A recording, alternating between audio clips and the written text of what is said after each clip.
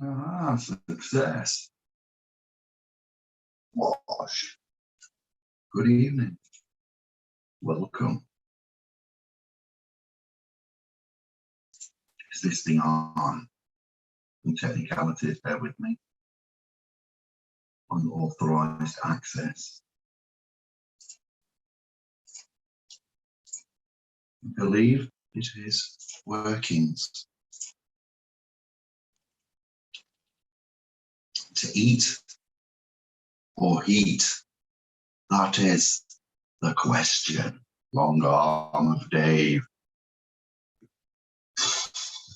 Wednesday, the 22nd of September.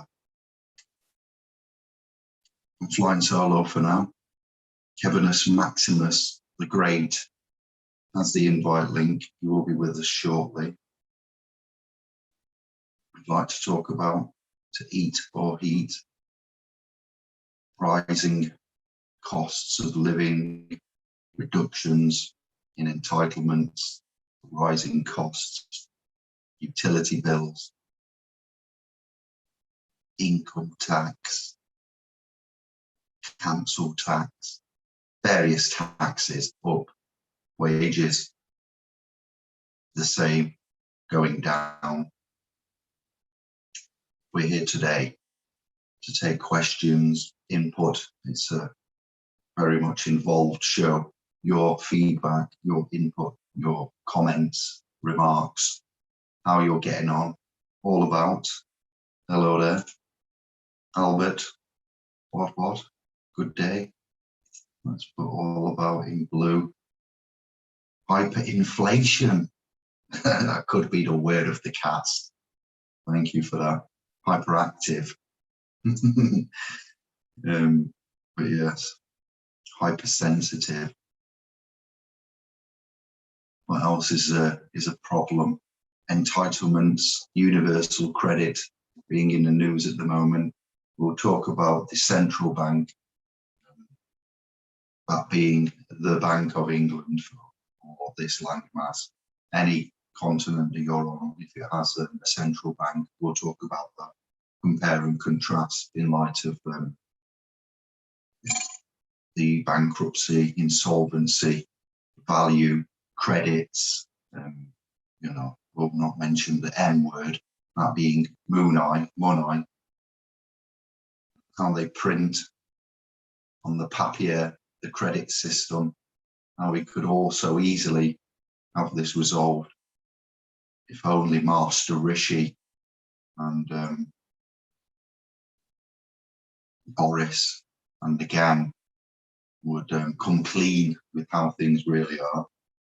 Biden for America and other such land masses, presidentes, ministers of the like.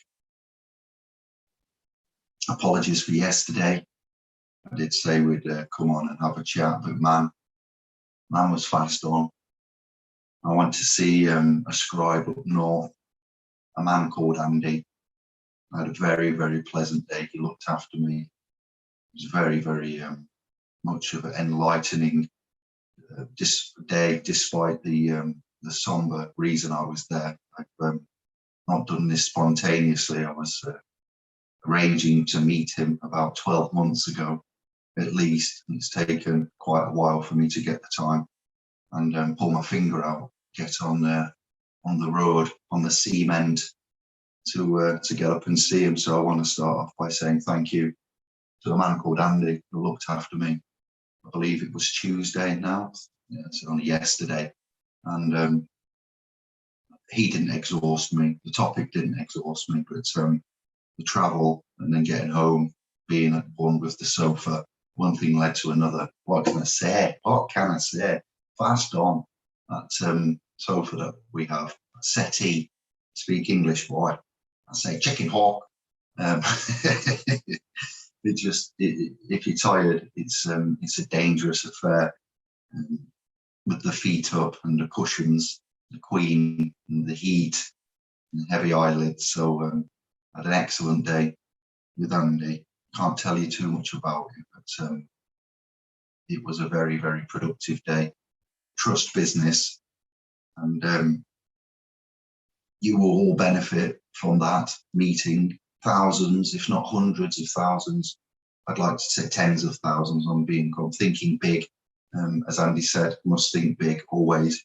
That was a pure delight. That man has done his due diligence and research. He's been a scribe of the channel here for many years. He was at one point laid up, incapacitated, and he said whilst he couldn't move and his life was very much restricted in many ways, and he was in a lot of pain.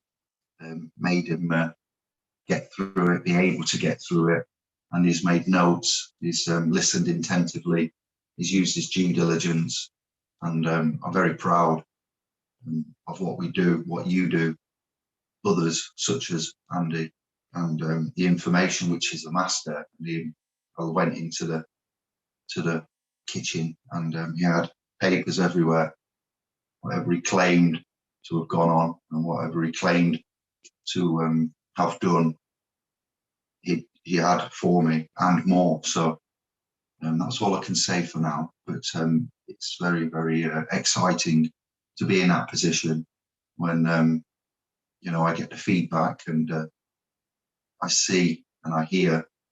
You know, it was quite a stark contrast in comparison what I'm telling you now to what actually is and has been going on. So we will use that, and we will move forward, and we will be pressing on with effecting and holding others to account, the agencies amongst the executives and principals, with regards to the atrocity that is afoot. So we're here today primarily to discuss you, how you are, what you're feeling, how you're managing. Here's brother Kevin. I shall let him in. If that's worked, I'll say hello in a moment to the rest of the scribes. Hello. Hello to you, brother Kevin. How you doing? How are we all? Thank you. This is on Indi as well, isn't it? Yeah, it's a live stream on Tube, live on Tube, lad.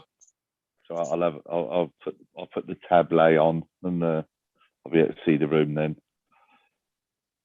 Hope everybody's all right. Give us a minute, people. I don't know who's in the room. I'll have a look in a sec. I'm doing far more important things at the moment, like rolling a fag.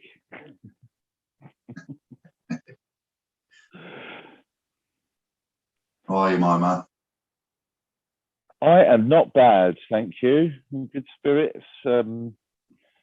Yeah, not bad at all. A little bit drained, but upbeat. It's all good. Just been crashing through loads of music. You know how dangerous that is with me, Dave. I just nipped in to have a quick listen to a few new releases, and already up to 71 quid.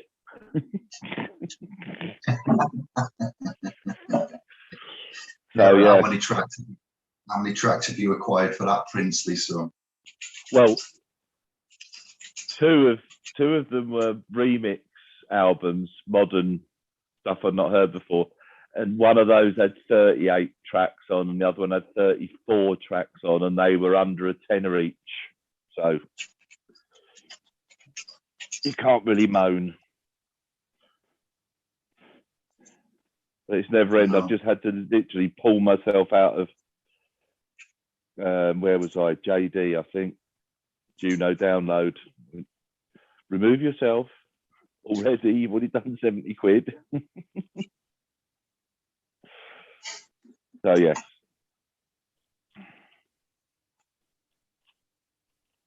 Value for money. Wouldn't have got much for your 70 quid back in the days of vinyl, Dave, eh? No way, no. 7 bits if you were lucky. Yeah, import, that was one.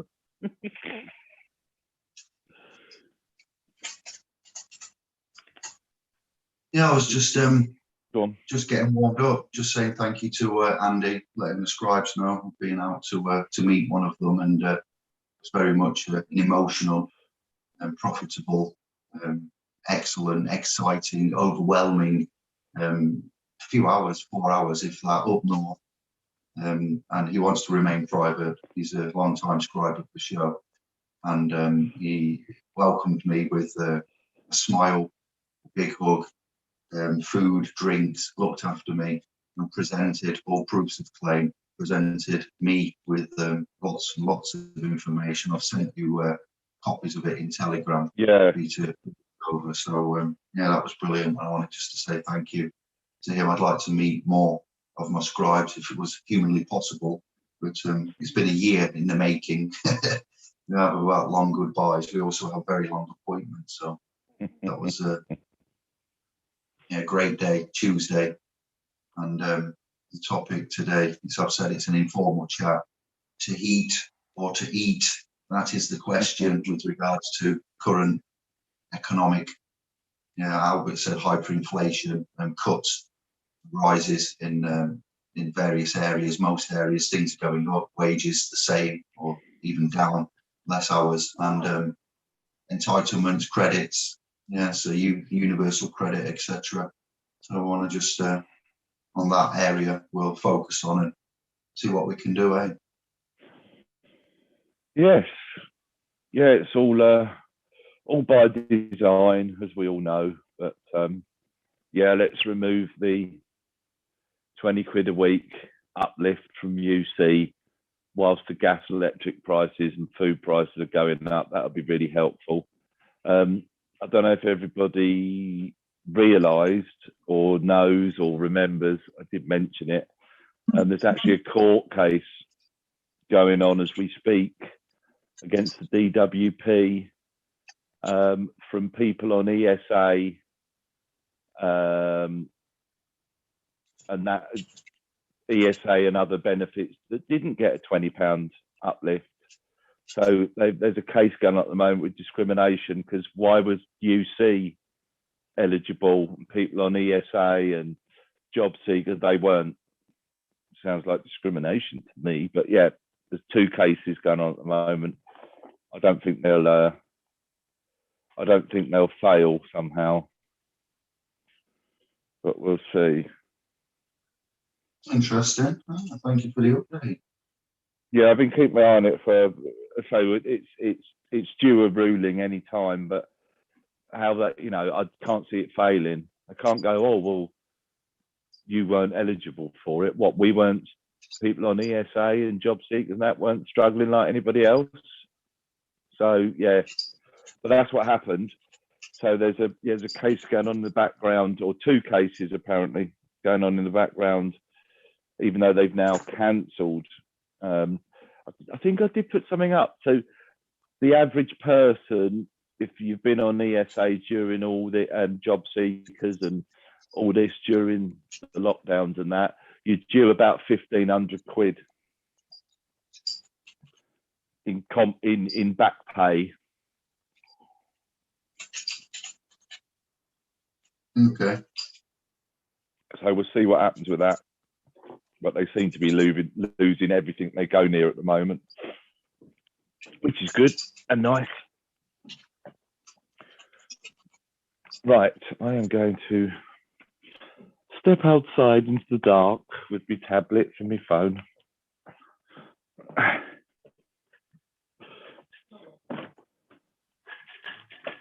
Right, my man, I will say hello to Kathy, G-Man, Paul, I believe it's Paul, the Webster report. Evening, my man. HMCTS are the gatekeepers that need holding to task for business. In my opinion, God bless them all. You're right there, Kevin. Okay. Yeah, sorry. Yeah, I thought I'd give you a bit of heavy breathing just to brighten your evening up. Oh, well, it's all right. Just checking on you, my chicken. I'll read that again from the Webster report. I believe that may be Brother Paul. of the Webster clan. He says HMCTS are the gatekeepers that need holding to task, brothers and sisters. In my opinion, God bless, guys. Thank you for that.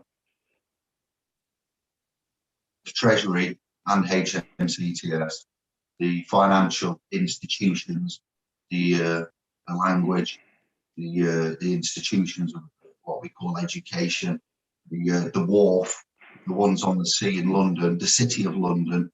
But yes, with regards to transfer, be it endorsement, offsetting, accepted for value, returning for value, the bankruptcy that the nation is in and how we operate with credits and credit system. Agreed, can't argue with that.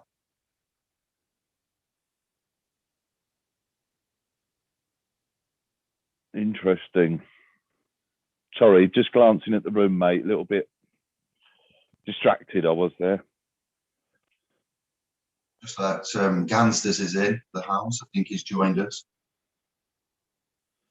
I believe I've let him in. Brother Anders. Hello, Sweden. Anders. Sweden. Albert. All about. Kathy. Jerry. Mr. Webster. Good evening. Lisa and James, how you doing? Just having a quick see. What's that say? E Greens. Barnster, Gadsters, there he is. Simon, Lindsay, Mr. Mensa, Robert, and I do believe that's it. Hello, everybody. Here I am. Excuse my disjointed appearance, not appearance. Just I'm just getting in the swing of it. Right, I'm up to date. Let's roll. Yeah, thank you, E Greens, for that comment there. Reference the Alpha Vedic interview. I am getting quite well versed now in the chapters and verses and the correlation in between. You know, going from legal and into law and how we navigate these stormy waters. And I believe the channel has been removed. It says so. I have uploaded for you all to have a look at on this channel a copy of that chat with Mike. And Bear, not Barry, called him Barry, didn't I? I was looking at the tiny screen display on the live chat that we had, and it looked like it said Barry, but it was actually Bear, isn't he? The one in the blue Hawaiian shirt next to myself and Mike. So thank you for that feedback, and I'm glad you enjoyed it. I started watching that today, funny enough.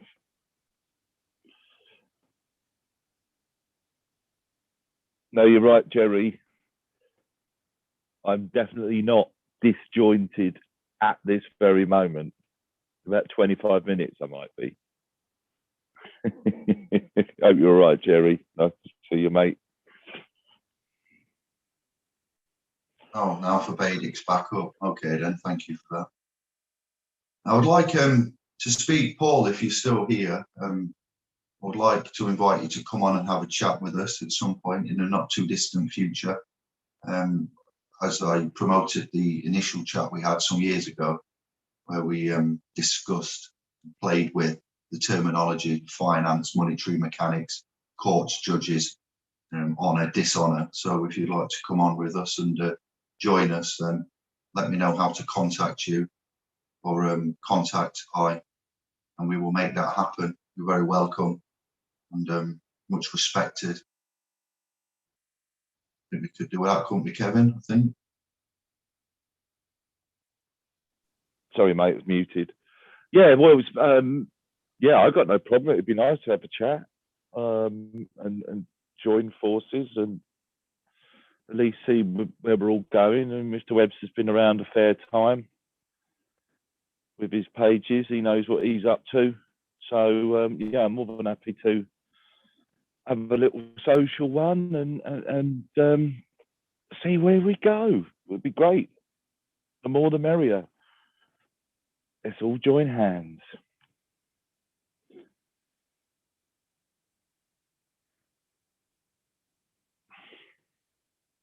Has anybody got any comments, questions, topics other than the current climate, what we've mentioned there? What is, you know, this landmass, the English are regarded as quite a rich country commercially, spiritually, I would argue as well.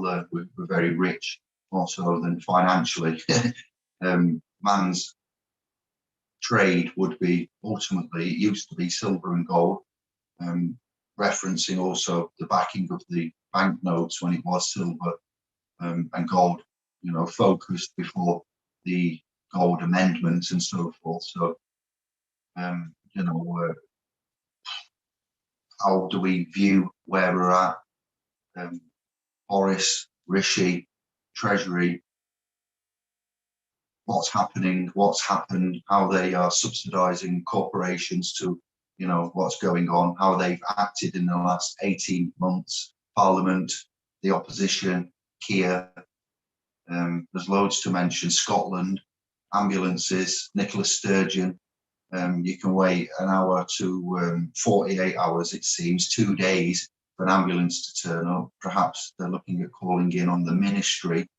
Which ministry? The Ministry of Defence, to back up, you know, where are all these charges that we have or do and are paying going? Where does the revenue of all of these taxes end up? You can take it for whatever you want, questions, comments. I'll keep an eye on the room. Kevin, we can bounce off one another. Answers is here. Take it away.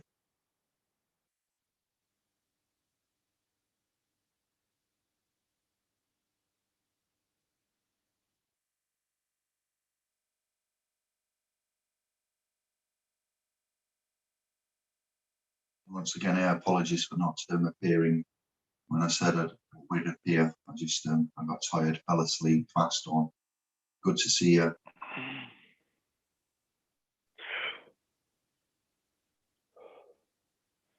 Yeah, I must admit, when 9 o'clock arrived last night and I still hadn't got a link sent to me, I was like, should I call him?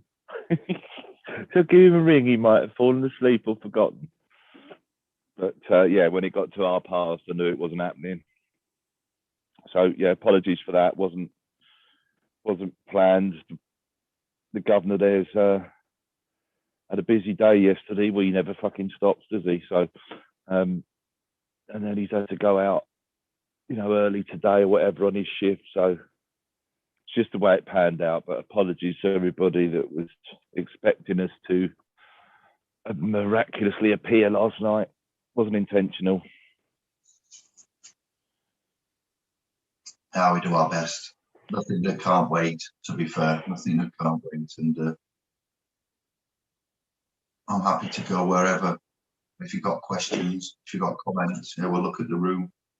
Anders, you've disappeared. I'll let him back in. I don't know what's going on here.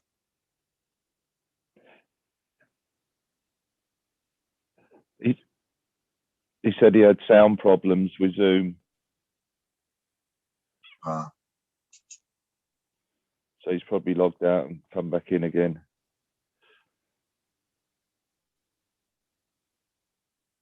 Lisa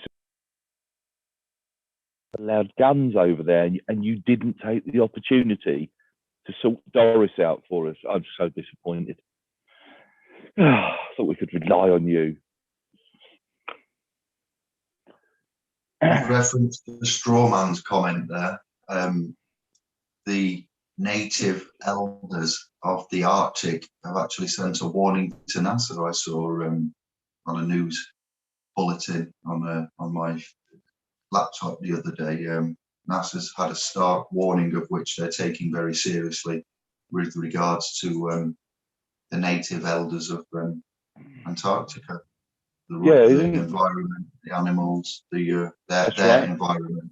Yeah, I don't know if anyone else saw that or heard of it.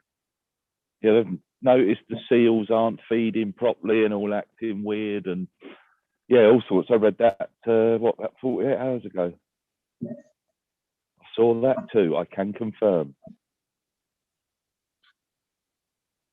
It's obviously a message to the world. Yeah.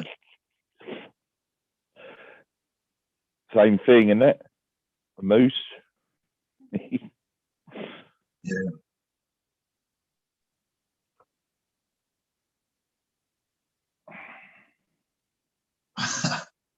Bless, yeah.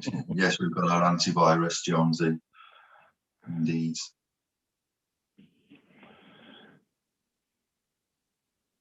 Anders, audio? Is he back? I don't know. It says so. Oh.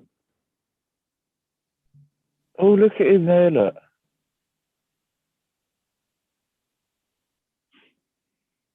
You're muted, Anders, if you're trying to talk, mate.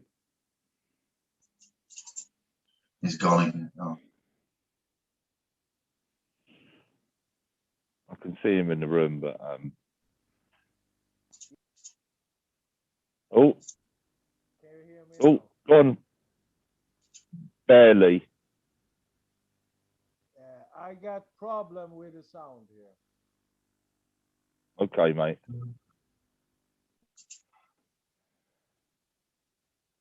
You're very quiet on the mic, Anders. For once. Blessing, really.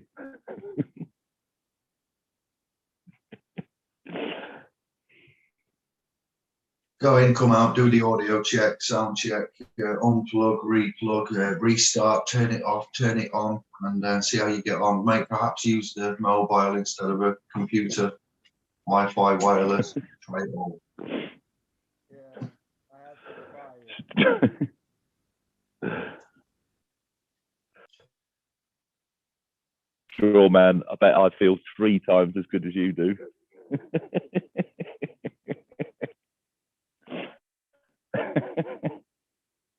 Moving on. Paul says yes, worries, no worries. Would love to.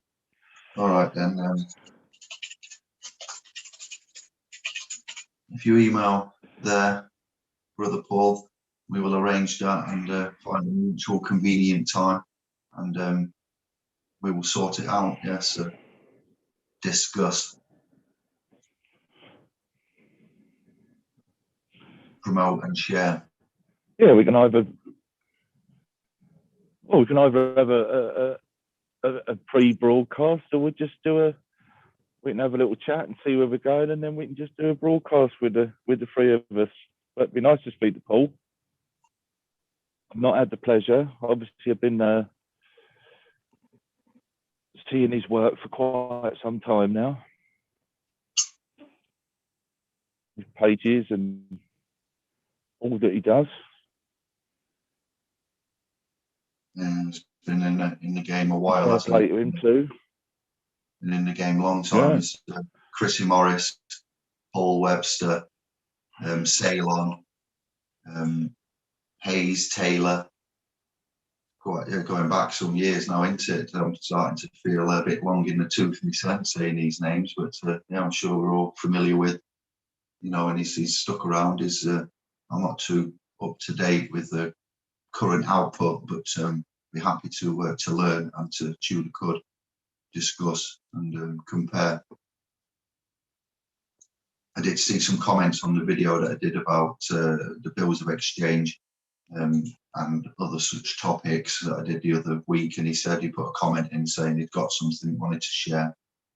Thank you for that offer, and we'll make it happen. I think it'd be good, beneficial for all of us. Is the sound working now? Good. Turn your amplifiers down. You got mains hum. No, it's all right, Anders. Much better, mate. Yeah, good. How are you, Anders? What's going on? Oh, we was having a meeting with a Swedish SPLS group. Now we was having the border meeting there, so it's gonna happen some stuff here in these weeks. We've got a meeting tomorrow, haven't we? We said Thursday. Yes, we do. Good. Not missed that then. That's good. 8 o'clock your time. That's right. That's what I remember. Yes. For everyone else, though, it's interesting the trust technology, equity. We'll start with equity and trust, and the trust technology, and how we've come to learn of it, and how it functions, its benefits, the relationships, and then looking at the rest of the world and Sweden and Singapore. To be fair, Singapore's been asking questions as support has come along. I had a chat with on Sunday afternoon regarding the Republic of Singapore, around about Malaysia and their setup and system. We've got some supporters that have got some ELIs, evidence of life, essence, incarnation instruments, and want to go through the status, standing, capacity, status correction in general, estate management, asset protection, yada yada yada, and also Sweden asking trust technology and trust themselves, equity, how equity would come into play. And it's interesting. I'm not a professor in this, I'm just knowledgeable. And what we was talking about, Gabriella, Christian, Anders and I were putting something together for the benefit of Sweden, an educational, foundational aspect, and then looking at the option, knowing how trusts work, how you can have the relationship cross continents, and the settlor, the trustees, the beneficiaries, foreign sitters trusts, etc., and private ones, express private, and legal trusts as well, comparatively. It's very interesting how Sweden hasn't got like a last will and testament. We take that for granted here. Wills and testaments, the common household name, instruments, and everybody just about has heard of wills and testaments. If they haven't got one, they know of them. And Sweden, they deal with that privately. I was told when I asked them about heirs and inheritance, families, how they go about management of estates, property. When somebody passes, they do that privately. And the government, the recognition of the government, the civil system, the legal system, the higher court system, how they recognise, if they recognise equity and trusts and trust technology. So that gives you an idea of what Sweden is, Anders and his Swedish sovereigns are looking into, and how to effectively utilise those, which is quite a nice paradigm to go down, actually, because we are, as we've said before, we're not lucky, but we are lucky in quite a few respects with regards to how we can argue legal, civil, duties, obligations, civil, enforcement officers and things, and police, judges, duties, fiduciaries, holding to account, fault and default, the civil procedure rules, the civil court practices, the maxims of law compared to maxims of equity, dishonour, honour, and it's a totally different ballgame. It's very interesting, with regards to all of that, and how then they have to get their head around what the state recognises, the civil system, the legal, the lawful system. You've got the biblical Abrahamic system, the religious system. Then we've got private trust, equity, management, the three certainties, and how you can have a private express trust that doesn't require any paperwork, any judges, any courts, anything special. And Swedish sovereign Swedish souls, the masses of Sweden will be using private trusts every day, like we do, without knowing they're using their own private trusts and establishing private trusts. And it's a broad spectrum to put across to them, and to compare, and to use the equitable side, and compare that across the paradigms of legal, law, religious, Abrahamic, all types, countries, man's souls can use private express trusts, and do use them effectively and lawfully. When we look at the sacred contracts and the covenants we have with one another, the duties and obligations, the honour, the word being the bond, man's word is man's bond, our true currency, realm-wide, no matter what continent you're on, is trust. Trusts originating from the Middle East, that'll come to you later. We're doing this in the private intensively, how they was brought to England, or influenced England through the establishment again, and knights and so forth going away, and someone looking after the estate. They didn't get founded, established here on these lands. They was imported from other lands and other continents, and it's for us to all choose, you know, which type of trusts you think you would benefit you, and equity, and how equity works, and how equity views this, how courts around the realm will recognise equity, international remittance with regards to the acceptances of, and the European side of things, the European courts of human rights, the United Nations, the treaties, the covenants there, the kingdoms. It's a big, vast topic, and it was a privilege and an honour for what you've done there, Anders, on the yield then.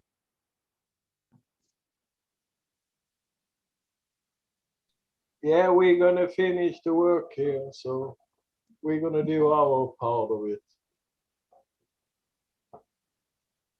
But it was strange when we was waiting for this show to start. Then we was maybe 5 or 6 person sitting and waiting for the show to start, and I was even calling you because I thought you was asleep.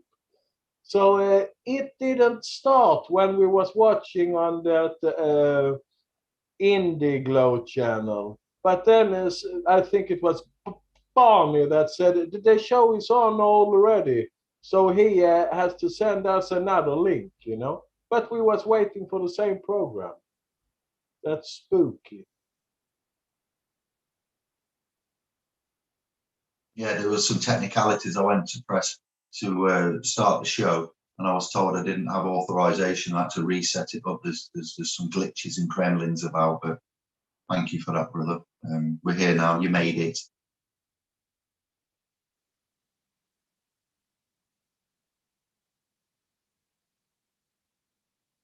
Lenza, worryingly, Westminster Council advertised a £6 million contract for removal and storage of dead bodies this summer. What? Thank you for that, Lenza. We'll keep an eye on that. Yeah, I saw that. I saw the advert. You know, the advert posted. People had taken screenshots and that of it, so it's not hearsay. I think there's a few of them there, and a lot of incinerators being built allegedly next to graveyards. Allegedly. I'm just catching up with the room now. I just want to see what comments. Yeah, Paul. Yeah, I'm just at Paul's comment. Have a read of that. Oh, well done. I'm scrolling down This now. is something just, we. Yeah, it's not far down from Mr. Mensa and the Westminster comment. Yeah, we've been talking about this very thing because, as David was just saying, first in time is first in line. So you were born first. You had to be born in order for the person to be created. First in time, first in line. So along your lines with your theorizing there and making the claim, you would, because you appeared first. It was your appearance that gave rise to the creation of the fiction. Yeah, so if ever there's any contestation, doubt, gatekeeping and so forth, our one main argument would be we are here first. So we have full title rights, first in line, as you put yourself as man or womb man, Ricky Patel. I'll get onto that in a second. Then man comes from mum's womb via the female ejaculation and the giving of life, from the termination of the pregnancy stage into the being born stage. And as we are here at that point, and in the I forget now what that period is between the hospital and going away with mum and then going back for registration. I can't think of what it is. It's gone, it escapes me. I'm tired. But we are from mum. Mum gives us life. Well, dad and mum, after the bedroom dance, after the zygote is created, and then after the 9 months in the womb, the pregnancy terminates, and being born, you know, entering into this matrix happens. So every consciousness man, human, you know, womb man comes from the womb, comes from mum. Or women give life to all humans. So therefore, we've all come from a womb, whether you accept, unless you're a clone and you've come from a test tube or some other type of, you know, rare, what would we say, insemination. Then it's a fact of life, isn't it, that we all come from the womb. So womb man, woman, is law always mentions man.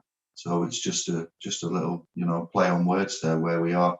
You say human, we say mankind, we say people, we have persons, we have legal persons, we have companies that are persons, persons that are companies, and persons, personas. We've got Latin, we've got English, you've got Oxford editions, the Oxford English Dictionary, Black's Law Dictionary, all the different other dictionaries there. So church dictionaries, chattel, cattle.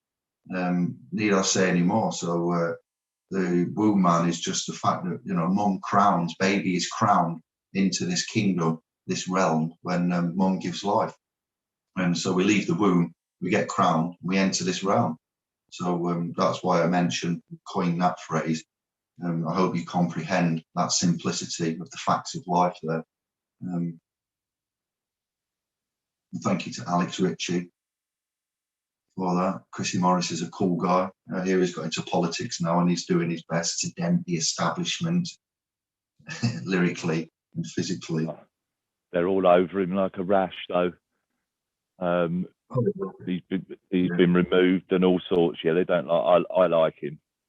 I like him, and that's why a lot of people don't, because he's straight to the point. He don't talk any bollocks. But yeah, I watched his little hearing at the council the other day, where they've got him on the most ridiculous things, calling somebody a nickname that everybody uses, but because he's done it, and a couple of other things. But it's so petty, really petty. But much respect to Chris Morris. Good lad, fair play to him.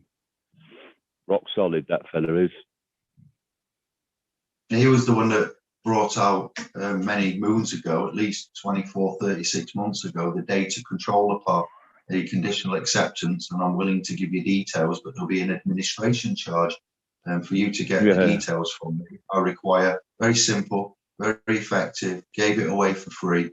And, you know, it was just like the bailiffs, civil enforcement, should I say, officer interaction, his candor, his you know, attitude to it all, not taking himself too seriously, very matter of fact, keeping it simple, not, you know, overwhelming man with it, and holding others to account, which was just beautiful in some ways. A lot of respect and a lot of time gone into what he did there. So yeah, Paul, we will via Kevin and Facebook or whatever, then make friends. I and you, that is. I don't think we are, because I've got a new profile after creating new accounts. So we'll do that and make that happen. Yes, by all means. Thank you. Lisa says "skål" to Anders. Drinking again. That was a lager. That was a lager, wasn't it? No, that is like cheers. Skål. Yeah, it was. See? It was a lager in England, Anders. Yeah. With the Viking. We plagiarise everything. A Viking. Mr. Ritchie says, how valid is the common law court? Well, all I'm going to say to that, because I'm going to be polite, is anything you've got to register, you know, same as your car. Why would you want to be giving it away to them? And I'm not being funny, but what have they actually achieved? Oh, we sat down, we found all these people guilty. Brilliant. And have you got redress? No, but we found them guilty. Waste of time, mate. in my opinion, total waste of time. A lot of people we've had in here that have registered with them, and I'm not just shouting, you know, I'm not saying they only found out because of us, but they came in and we explained what was going on. There's a lot of people went and deregistered immediately. You don't want to be giving any of that stuff away, and I don't know what that bloke's achieved, to be honest. As I say, they've had lots of they've convened courts, but you know, what's a conviction? And they're still using statutes and stuff. So although it is part of common law, that's what a lot of people confuse. They try and say, well, I don't you know, stand under statutes, but actually, you know, the common law is the motherboard, and the acts and statutes, but they're meant to fine tune where the common law was a bit vague in its scope, and then the fuckers picked the ball up and ran with it, as we all know. But no, my opinion, I wouldn't register anything with anybody. Thank you very much. Keep hold of your instrumentation and learn how to use it correctly. It isn't you, but you are a holder in due course, and act accordingly. Pick your position within the trust. But no, personally, I wouldn't recommend it. I'm 101% sure David will tell you the same. Yeah, it doesn't make any sense to me. Bit like King John Winnow, he's gone quiet, hasn't he? What's happened to him? Got a hole in his canoe. Anyway. Yeah, Sarah, Q drops, John, Greg Hallett, all these fallacies, Michael O'Bullshit. Right on list of it. Bless. Yes, the things that the psyops put in there, and you know, rather than doing things yourself. But well done for remembering place that you enter, scribes. The placenta is the place where you enter. He's mentioned that some years ago. And I'm glad that you've taken that etymological phonics and sonics and looked at the placenta is indeed the place where we enter. All is autumn, wagwan blood. I like that, thank you. I didn't give you a shout, we've missed you there. You've joined in since. Hey. I've just seen, so now Mr. Ritchie's jumped in with what I would class as the crowning turd. With the Universal Law Community Trust. I would stay well away from the convicted fraudster fact that is Elizabeth Knowlson. She's another one. If you actually go and speak to people, stay away from these idiots. It makes me laugh as well. These people telling you all what to do in England, they don't even live in England. Hello? No, stay away from them. We've heard a lot of claims. I'm moving down the chat, and I will come back to that, and I will get there. I'm just looking at what I'm doing it in order. How valid it is. So common law court. I've looked into a man called Kevin Arnott from a brother called Simon that said the symbology that the common law court used. I believe it's some scales in the crown and a wreath of Rome, if I'm not mistaken, along those lines. And they said, have you heard of Kevin Arnott, David? I went, no, not until today, now in this chat. And common law court, the paperwork, there's even on eBay. I was searching for law documents and publications in trust and equity. And I typed in common law just to see, as you do, what's on eBay regarding common law. Can I find any historical documentations, original, first, second, whatever publications on this by certain authors that I was collecting and looking at? And I did find certain things that did confuse me there. I would ask myself, what claims do the common law court make? What have they done which has been successful, which we can say well done, which we can recognise? What, when they claim something, what have they got under their belt? What have they done to benefit you? What information have they brought to the table that has benefited us all? Registration, as Kevin said, yes, it's you're giving title away to give to something that which is most precious. Regina, you know, we've gone through this word many a times, but common law is the complex area. Where it's not just you won't commit injury, harm, loss, fraudulent intent, and common law duties and obligations that we have when we're out on the street, to be civil to one another, to honour one another, to be decent, civil actions, and not civil obedience, but just the way that we conduct ourselves with mutual respect, honour, trust, and integrity, conscionably. But then, as Kevin has said and we've said about the bill and the act and the statutes that are mandated from Westminster, Parliament, etc., upon your person by default, are all classified as common law. I'd argue that equity and trust, legal equity and trust, is common law. It's common in the high courts in England and Wales, and we've been into courts, the royal we, many of us collectively, and I as well.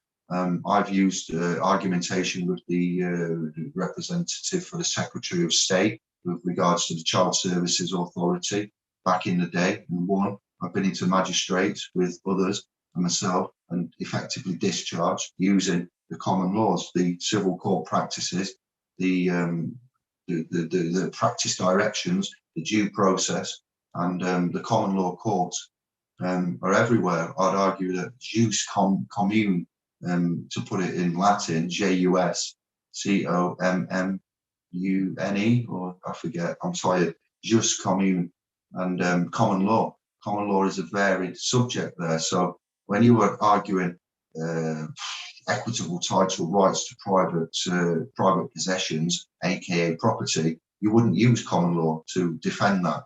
Common law,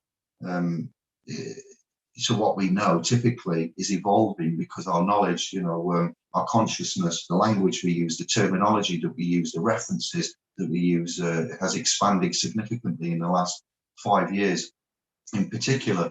So common law to us was the Magna Carta, the Bill of Rights, and certain things like this exclusively. But then we've had to bolt on to these two streams of law that are running parallel side by side. The public, commercial, civil, legal common law, which we know of, which is legal public UK, but then we alter and go to private law of England and Wales, and they run parallel. We've pointed out with regards to the 10 commercial maxims and biblical precepts of the Templar London Law Society and their common law gang rules from the City of London and the Templars, the canons of Templars laws. And then we've gone and looked at the strength of the equitable principles, for one, where the ruling of common law and those of equity collide. Those of equity shall prevail, but they will only prevail if man knows how to assert, retain, and enforce his rights at law. Because one of the legal 10 commercial maxims and biblical precepts is, if you do not assert your rights in the London Templar court system and the UK legal civil public system of common law, then you have no right. You are viewed as an infant, and other such things, and the doctrine of discovery comes into effect, and they rinse you. So we've learned to box clever with regards to presentation and retainment of rights and argumentation for the equitable title rights to property rather than the legal possessory title rights to property. And we point that out with such simplicity as a mortgage.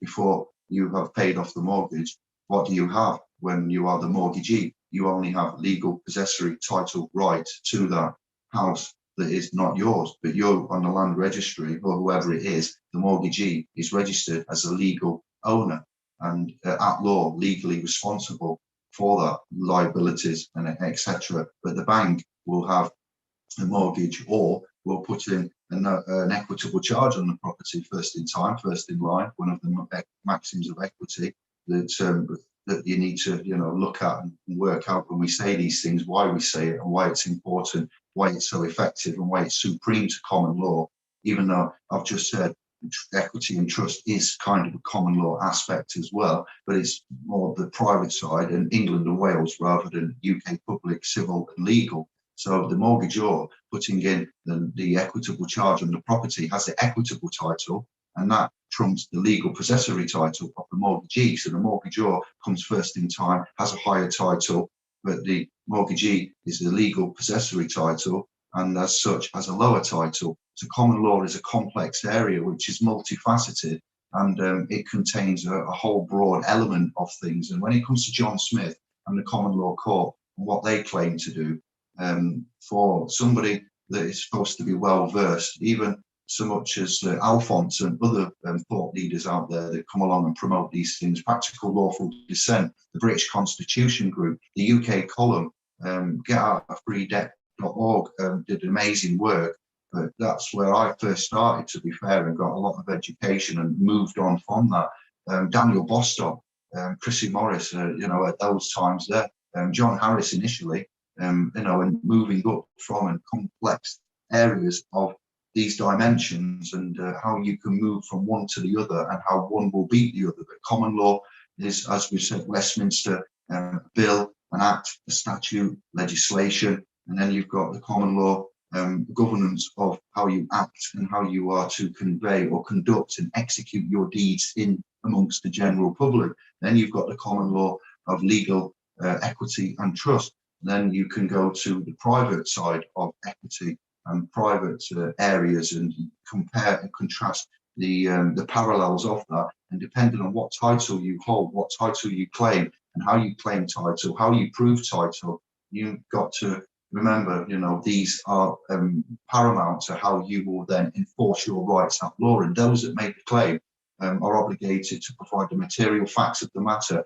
and the burden of proof. So when we look at all of this, we do this with regards to the knowledge of their governing architecture, of the civil procedure practice directions and rules there, and we often use their own rules against them, and we've learned to look at just the governance of it and what they must need to do to be able to claim those rights and titles. So often we used to ask for proof of claim, proof of authority, and that proof of claim and proof of authority with the conditional acceptance keeps the burden of proof back upon the claimant. We didn't argue it and create further controversy. We didn't accept it and go down as guilty. We did a third option, and that's again Witterick, Ceylon, back in the day, conditional acceptance, honour, clean hands doctrine, much like Pontius Pilate can find no fault with JC, but I'm going to get rid of him anyway.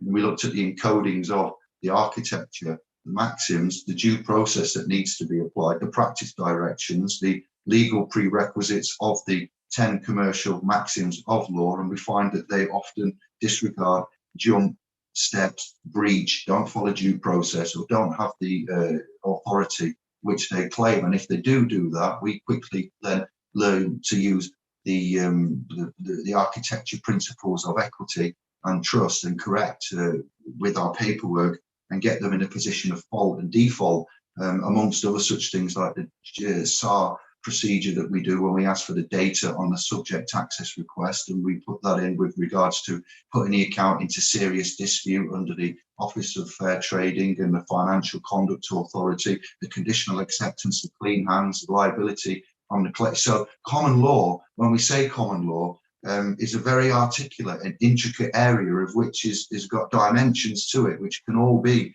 common law. But then you have private remedy. Going back to the video of Paul and I, back in the day that I promoted before I did the transfer title discharge and video the other week about all of this international monetary mechanics, you can't go to a public courthouse and try to express a private remedy and use private remedy. There is a private side, private with rights, private with title, private with business, private life, private remedy. And these have then the split, when we say there's two streams running, and there's a way and a means of doing your business. And the public has certain liabilities and areas of which are limited. And then the private side and your private titles and your equitable titles and your private estate and your management of that and your business done with the private sending of notices direct to, in a certain way, holding them to account, provable in the court of law with documentation,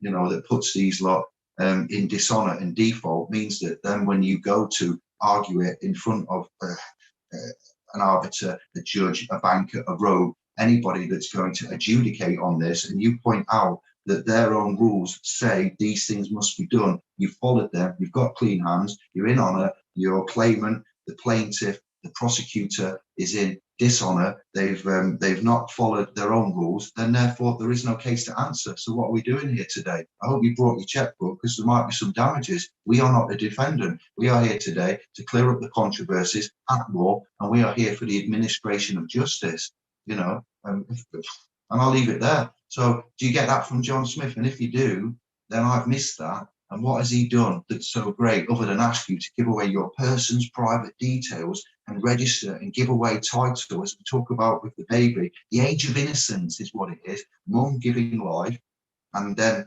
in between that bit and the registration and the citizenship being created is the age of innocence. And then you know, John's asking for, allegedly, I believe Nolson might be, a university community law trust, are asking for titles and rights to titles with regards to you showing your person's private and sensitive data to them. You know, that's something which you should keep private, you should keep to yourself, and you should use that instrumentation for the correct implementation to transfer, offset liabilities and titles, and use that for your insurance. So if you give that to somebody else, then you're giving away title rights, and you're not making your own remedy, and you're not doing it on your own your own work. You're not doing it with your own management. You're relying on somebody else, and you're trusting somebody else without knowing what's going on or how this is going to work. So that's much like we're waiting for Jesus to come down and fix all of mankind's problems. You know, we'll all live in sin and misery, because one day Jesus will come and fix it, and then we'll all go to heaven and live a happy life. So we'll live in misery and sin, pestilence and heartache for now, until Jesus comes and fixes it, or John comes and fixes it, or somebody comes with an easy remedy where you've just got to put some information on a website, send off certain details, and all is well. But without you having a full understanding, full knowledge, and any you know, guarantees for that. So it's I've said enough. I hope that expands on the common law court, why to be wary of it. Kevin, said too much. You always say too much. That's why we love you. I would like to say one thing about when people are asking about certain groups, who to follow and not to follow, then just think about what Jesus said when they said, what is this plant going to produce? Yeah, you have to wait until you see the seeds coming out of it, or the fruits.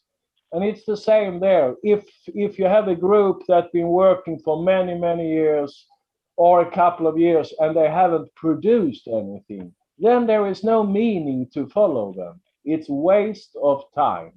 Then it's better to look at the groups that is coming somewhere. So it's quite easy. You never have to ask who to follow. Check up yourself if they are producing something. If not, let them go. Oh wow. Well said, mate. Well said. Yeah, that's it. What have you done? If you claim something, show me proof. When we ask people for proof, we get blocked, we get deleted, we get ignored. They claim something, and like when I went and met Andy, or when Kevin makes claim, or when Kevin says, you know, with the DWP coming on YouTube and showing you how to look at the mandatory, is it mandatory? The ways that the principal instructs agents such as Atos, Capita, Maximus, and then how they've managed to navigate certain areas there. He came out with the proof of the claim, having skin in the game, having the substance over the form, coming on and taking questions in the public openly, time after time, having others go and try it and come back and say, actually, do you know what? Result, that's it. Hardly a success rate of 99.9%, because it's given you the opportunity to come and then, you know, live and direct, and they've done that themselves. They've got the proof of the pudding.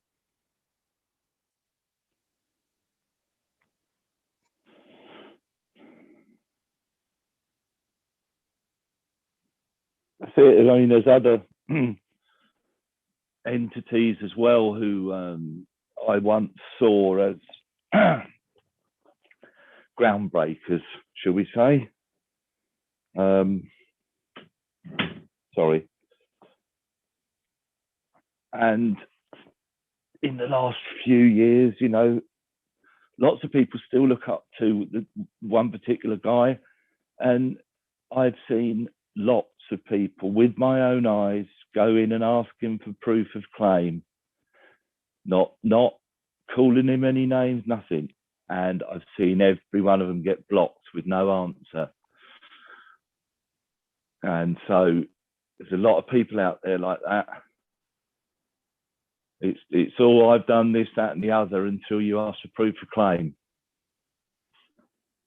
You know, well, show us what you did then. Well, I can't do that. A bit like Mr. Sino or Mr. Sino, isn't he, with the Swiss Indo? I've got a quintillion's worth of gold, but nobody can see it. But I promise I've got it, and you're all going to get a bit of it. Okay. Yeah, well said. Alex has said, accept my friend request, Indy. I presume you're on about the Book of Faces. I will get round to that. I'm doing 50 hours a week in the warehouse, so 12 hours a stint. I've done my first one today, and I am behind with that. I prioritise the private domain, the Telegram chats, my equity and trust course, and then my emails, and then the Facebook is the last on the list. But it will, if you've asked, it will happen at some point. I'm sorry for the wait.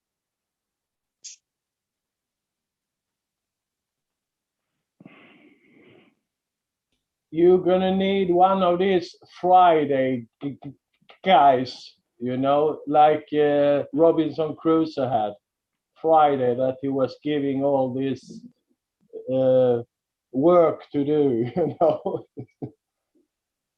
No, it's good. It's manageable, but it's intense. Yeah, it's hard to keep up with everybody and the platforms and the messages and the contact. But what you do for others, you do unto yourself, don't you? So it's all manageable, but it is quite intense, and there's a lot there. And we're growing, and things are happening, and it's getting better and bigger, stronger and faster.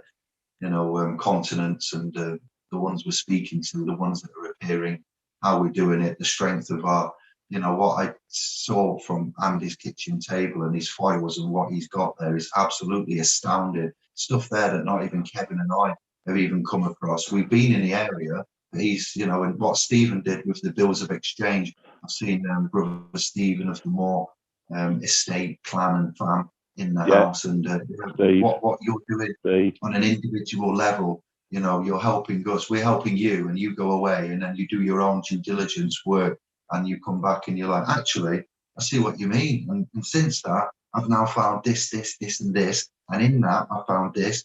You know, such things as the Companies Act, exit, no signature, no reverse vicarious liability. It's not signed and executed as a deed. Just having a chat randomly. Oh, you'll find that in sections 26 or something of the Companies Act.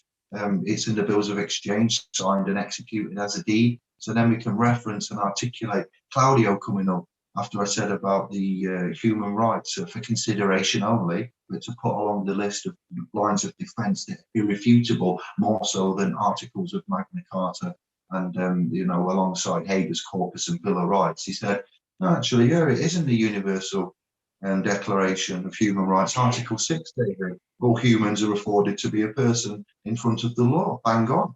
I might see. So then we say a lot, and we don't write it all down. We keep it in our mental areas and in files and publications and notices. So over time, we do, you know, push out the old to make room for the new. So the ones that are doing all of this and how you're doing it now, absolutely astounding. It's heartwarming, and it's very intelligent. It's honourable. It's non-vexatious, and it works very, very well.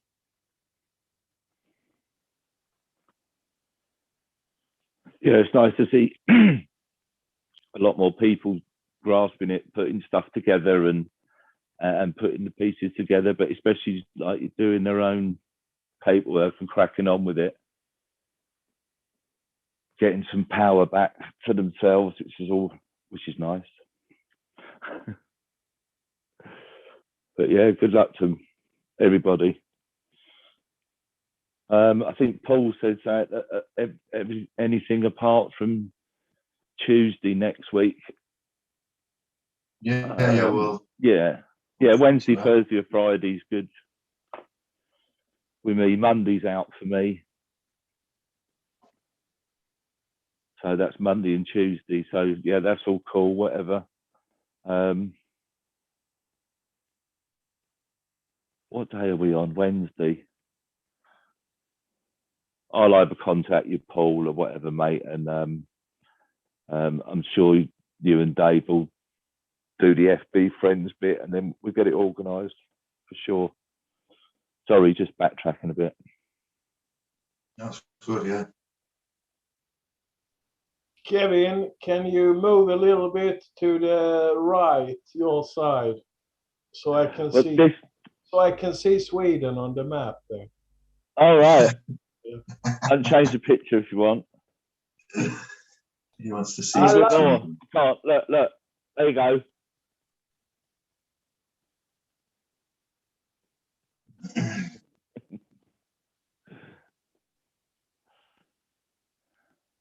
I'm scrolling again. Picture is, as you can all see, proof of globe Earth. So that's that debate over with. I got a photo. You and NASA.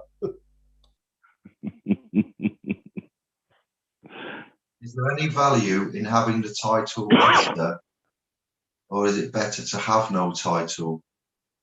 No.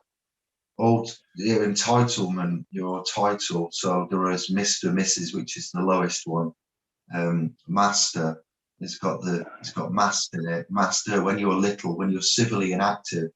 When we, boys and girls up to the legal age of 18, so in here 21, whatever. So master. What are girls? Mrs., Ms. I don't know. We was all masters. So master of dominion, master. It depends which dictionary you speak from as well, and what realm and what jurisdiction you're in there. So me personally, prince. We are all princes and princesses of the Most High, of Enki, Enlil, Anu. It depends where, how you want to put this and what your belief and your political, where you are. If you're communicating legally, then the title is dropped. David, sovereign, sage of essence, prince, David. I've communicated with the DVLA recently, and they've written back to me acknowledging prince, and they want proof that I'm a prince. So I've got chapter and verse to give them with regards to biblical references. Then I've got United Nations references. Then I've got European Commission of Human Rights references. Then I've got my evidence of life, essence, and incarnation. So when I put down man is present, ultimately the title would be your calling, your private presentation. You present privately as man, and you don't claim any of their titles at all. If you're a Catholic and you're confirmed, you might have a separate name as a confirmed Catholic, which will probably put you in great stead. Yeah, you see, some things that I've learned. Yeah, so it depends what jurisdiction you are speaking to and what they recognize and how you can elevate yourself above them. So principle, PAL, we are the principle. That's where prince comes from, but then that's why we have thumbprints, as Kevin pointed out to me. You've got the sounding of the word PRINTS and PRINTE. And as we have a legal system that is run by ministers and the ministries, then they recognise in Abrahamic Christian countries, Islamic countries, and so forth that. So they would recognise the church type titles there. Legal titles aren't going to get, if you're going to claim a legal title, then you can't really have equitable title if you're in your person. So your person needs a driving license, because if you've registered an iron horse, aka a car, to the DVLA in your person's name, then your person will be required a license from the state to operate that. If you are claiming that you have equitable title to private property and that you are exempt, you can be exempt from that legal area because you're presenting privately and you can prove that you have private property and you've got the equitable title, you've got bills of sales and certain things and trusts set up, then they will be very hard pressed to try to make claim on that, you know, property. It depends what title you use and what jurisdiction you're in, but ultimately, princes, for one reason, or no title at all, just Robert, and that would be the highest title because then you haven't entitled yourself with anything. You're presenting privately as pure blood, as blood, flesh, authentic. I like the word authentic because we have autograph, we have authority, yes, we have autonomously. When they, what do they do to a dead body when they want to find out how they died? They perform an autopsy. The periodic table of elements, gold, is AU, the symbology for that. So the author and authority autonomously autographs. So you look at the real rather than the non-real, the corporeal and the incorporeal, the incorporated, so not to be an incorporation, how to claim the correct title rights and how to present privately and not publicly legally is the issue. It's not so much which title entitles you to the highest right. Presenting as man privately would do without any fancy title. Prince, and they might think you're strange, weird. You can put down princess, and if they ask how you think you're that, if we're in a Christian nation and you've got that particular religious belief, and you can't discriminate against man, and we've got equality acts, and we've got fairness, and we've got religion, and we've got political and social, you know, argumentation for rights, yes, so then you can enforce that. And so it's how you enforce those rights and hold them to account when they choose to ignore them, because then that can be construed by their own governing principles of equality and fundamental human rights as well. You know, as they could injure your feelings. Injury to feelings is a real thing. People have been in court and argued their feelings have been injured. Now, does a person have feelings? So there are many ways in which to express your private being, authentic private being, as the principles set law, you know, and not go public and not claim these lairds and lords, you know, because there is only one Lord, you know, as I said about Enki, Enlil, and Anu, or, you know, as the canonization has put it after the butchering, cannibalization, and the bastardization of the language and the trickery into the Testament, the New World Testament, and they've then put down their view on how things work. So God's and Lord God, that's a split title. So your title rights are to do with, and there's a code in the Bible there, the Lord God, He, and you know, in Hebrew and in the phonetics, there was the Elohim, and there was, you know, the Elohim were three, Enki, Enlil, and Anu. Sorry, I've come to believe there. And there are many areas on how you can present, and what it depends what your see what I mean about your social, religious, and political beliefs are. And if you can use that and find the enforcement for that, and their own rules say they have to recognize, you can't discriminate against me because I choose to be man. It's written here in your own rules. So I am Prince of the Creator, presenting as man. And if you just, so therefore, that's how I would argue when you say, is there any value in having a title master, or better to have no title? Robert, there, my man. I hope that, because that's quite an important subject. It's an excellent question to ask, and I hope that I've helped out there with that.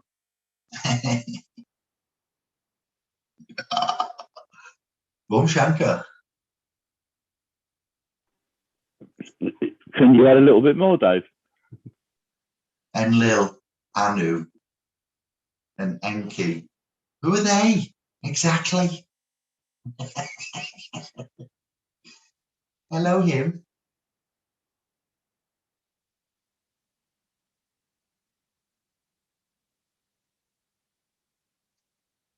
But master, like, it's just a jurisdiction, admiralty, maritime, master, boats. Look at prisons. Prisons have a warden. A warden of the prison looks after the prison. If anyone has seen the film Papillon, you know, and just for example, there's a warden in that. A warden. So the jurisdictions that they take. Warrant officer. Where do you find a warrant officer? Not just in civil enforcement for administrative financial misdemeanors, in the army. Where do you find a ministry? In the church. But we have a ministry of defence. We have ministers in government. So you have to recognise the jurisdiction in which you're talking to. And then if you're going to claim that title, then they're going to want to see proofs and how you've been endowed that. If you're going to say you're a knight, a lord, a sir, they've got certain ways of asking you to prove that. So there's only so much you can actually claim, which the establishment will recognise without them having given it you themselves and having it in a book somewhere, you know, like Sir Jimmy of the Savile family. You know, he was given that title. He was made a Sir by the royal family. Why? So he could claim that. And that then gave him certain elevated rights. And because the establishment awarded it him. But what establishment is going to award you your rights? Our private society has rights and titles. And it's quite vital you hear this recital so you can get the correct equitable title. We got faith. We got faith. We don't need Bibles. Don't take the Archangel Michael. We get high on the opposite at night. Lady and ministers. Yeah, lady is part of a ship. Ladyship, lordship, stewardship, penmanship, viewership, friendship, township, relationship, sonship. So again, if you're going to claim those, then that's kind of like the Admiralty round again. Master. Yeah. Potato chip.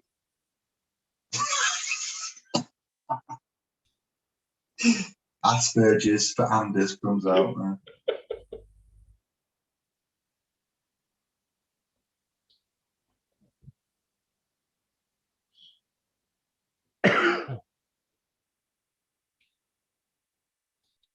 The devil is in the details, you will find, yes, Ricky.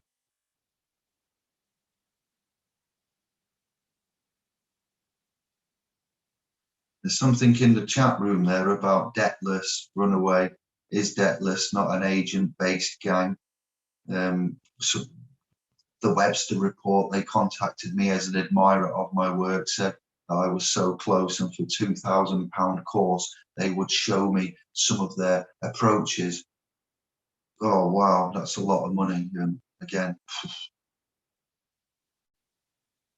we are in this mess through ignorance. We should help each other, not charging each other. Exactly. There's a new website set up, Unchained Remedy, I believe, are saying that they can give you your sovereignty for £2,000 and show you how to create a trust for 5,000. I think that's an awful lot of money along the lines of Stephen McRae, Bincham type areas. And, you know, we've got to keep the sacred contract honoured. And there are ways and means to doing this. And it doesn't need to be in any more than a few pounds, or even, you know, free chats, free portals, Facebook, Telegram, YouTube. And then what we do in the private is for very particular reasons, out of honour, to be conscionable and to protect our rights as well. So the public is limited and it has many liabilities, but asking for thousands of pounds of fellow man for anybody doing that, I would argue that that's quite unconscionable, especially when most have just gone and found the information on the internet, which is available for free and not really hidden. And anybody with a bit of time and intelligence can go out there and work it all out, you know, if you put enough energy into it. So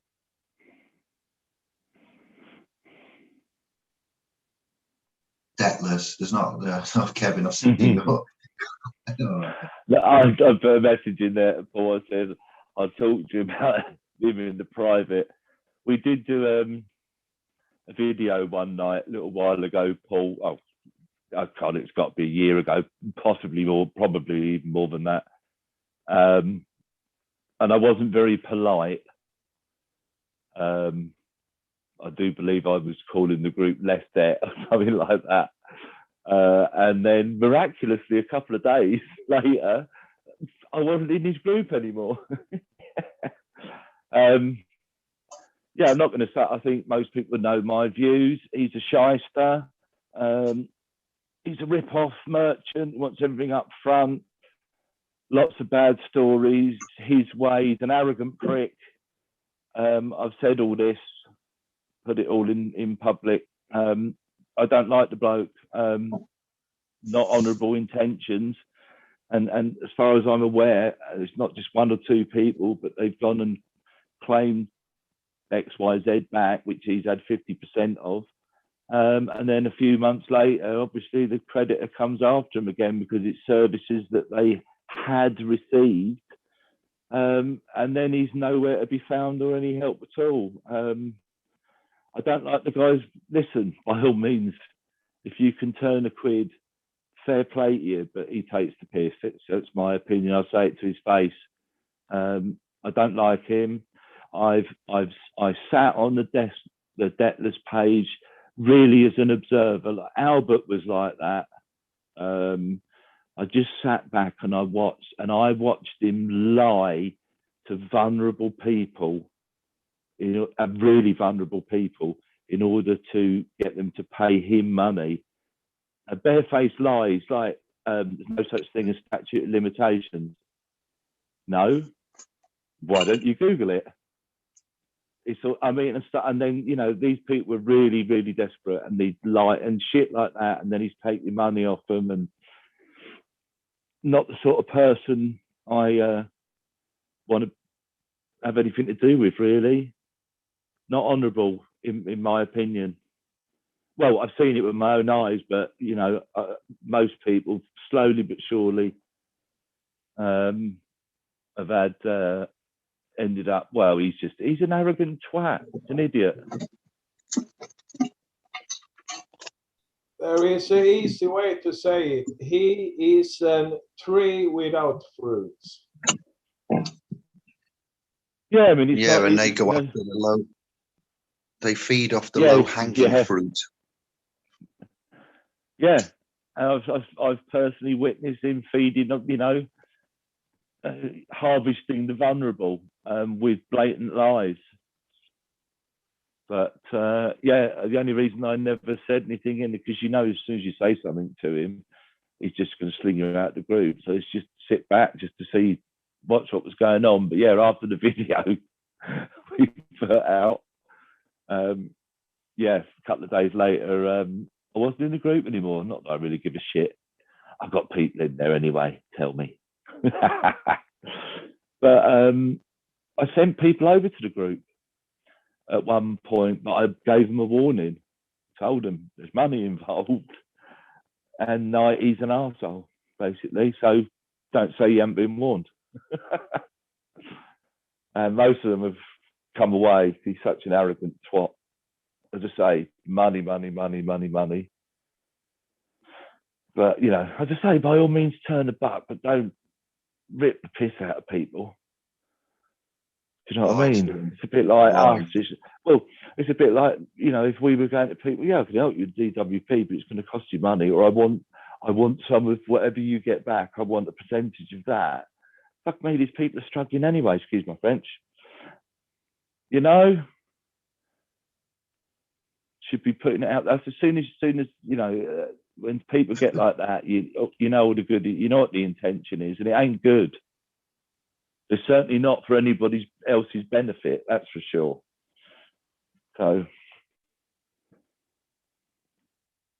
that's part of my of my view on Debtless and its idiot. Well said, brother.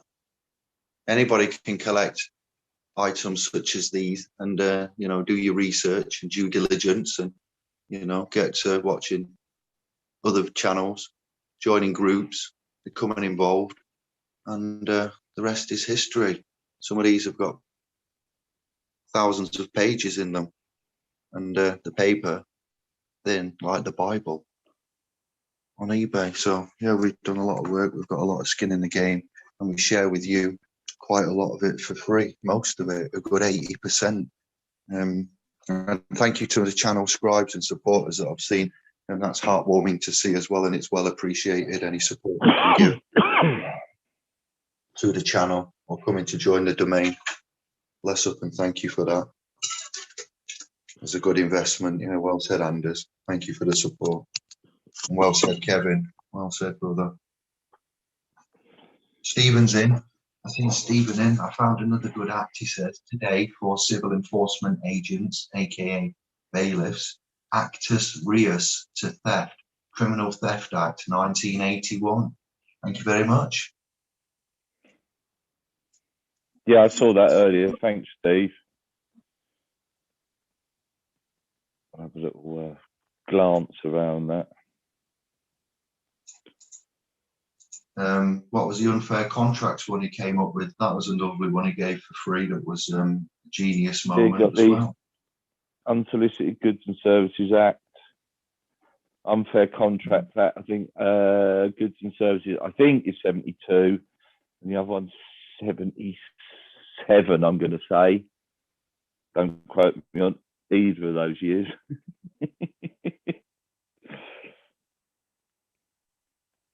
Is that Tom DNS?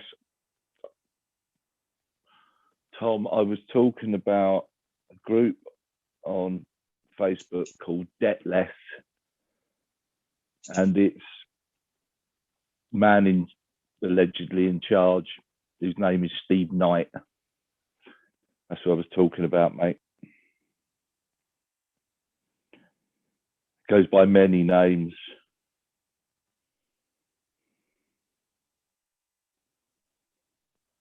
The biggest action that the masses could take is have any fiat currencies abolished. That would be a step in the right direction. Yes, indeed it would. What we need knowledge of this and how they operate. All fiat currencies that have existed have always crumbled and left society in a far worse situation and can never be envisaged. Remember, this debt is securitized. When you have securitized debt, then they come for them securities. That's how it works now with most credit systems. When you obtain credit, the credit is securitized onto something which is most precious to you, a valuable item in the market. So we need this. You need this information. People committed suicide. Our family, the masses, souls giving up in this realm, not people. Because they believe they're in debt, they believe they can't manage it. You know, bankruptcy, going bankrupt. I declare bankruptcy. Okay, then you're making all these demands on the estate. I'm afraid the estate is bankrupt. Let's write it all off. You know, simple as that. And as we are in bankruptcy, as a nation, as an empire, as an establishment, as a foundation principle, and you know, we can argue that quite effectively. We'll just discharge it then via bankruptcy. Not a problem.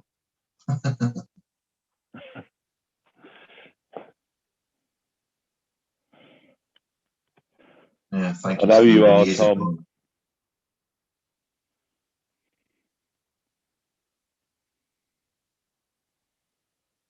What was that, Kevin? Tom? I was just saying that Tom in there, he said, I was just gave that info to. So he said, thank you. And then he said, you should know I am. So I was just saying, I do know who you are, Tom.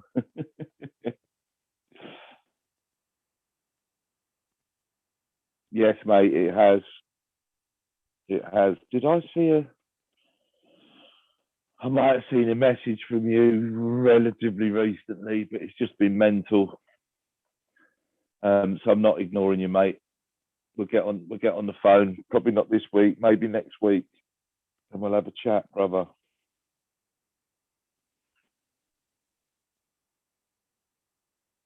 Bless. It's all right. We can have the curse words and that. There, as Kevin calls them, sentence enhancers. Exclamation marks. The chat room's getting a bit giddy, and it's all fine. It's in good taste. It's not directed at, and I find it quite amusing. Anders has stepped in, saying about this, that, the other, language and manners, but it's all good. You know, we won't openly curse one another, but we can use the, you know, we're all mature here, at the age of majority, And as long as we're not expressing it at one another, but in in comical sense, I think we need it now and again to express ourselves correctly and enhance the sentence with exclamation marks.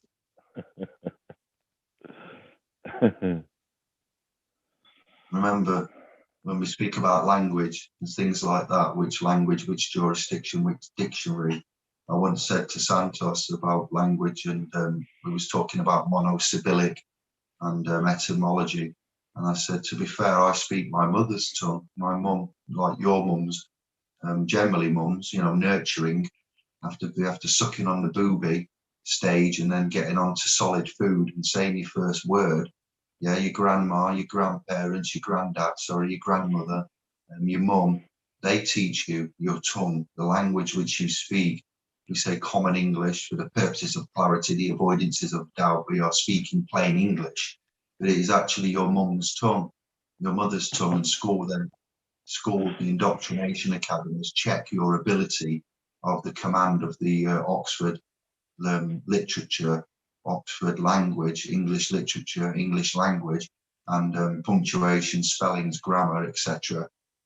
They teach us about names, and they get us down the slippery Teflon slope of self-crucifixion, cursive language. An example, at school, there was bullies for all of us. We all know a bully or of a bully. And that bully, more than likely, called others names. And the teacher, when the teacher found that bully and what was happening, said, "Hey up, Dave, it's rude. It's not nice to call one another names." But yet that same teacher that told that bully it's not nice to call one another names told me my name is David and called me by my name, David. So it's not nice to call one another by a name. So your name, your language that we speak, but yet in school they teach you your name begins with a capital letter and your name is David. So every time I wrote my name, little letters, lowercase, David, I'd get told off for not using a capital letter. David, write your name on the top of the paper. And I'd write David lowercase. That's not correct, David. You need to use the capital letter. And it took me a while to get hold of certain principles, basic principles of language. And I had a hard time at school, but the teacher called me a name. She called me David, but yet she told the bully it's not nice and it's, to call one another names, but yet they give you and assign you a name. When we are called, we speak our mother's tongue. My mum called me David. She didn't give me, she gave me a name, but only at the registry office. Other than that, before that, I was taught by her tongue, the mother's tongue, simple English, plain English, and I was called David until I entered the academy, the indoctrination. So, cursive language, how far do you want to go? Where do we draw the line? Just because they're common swear words and slang words that are, quite comical to use in conversation. Comedians, Ricky Gervais, certain others, when we see them perform, whoever your favorite comedians are, they all swear on stage and everybody laughs at it. And I'm grateful for Anders for policing the room and saying that. But language, where do we draw the line?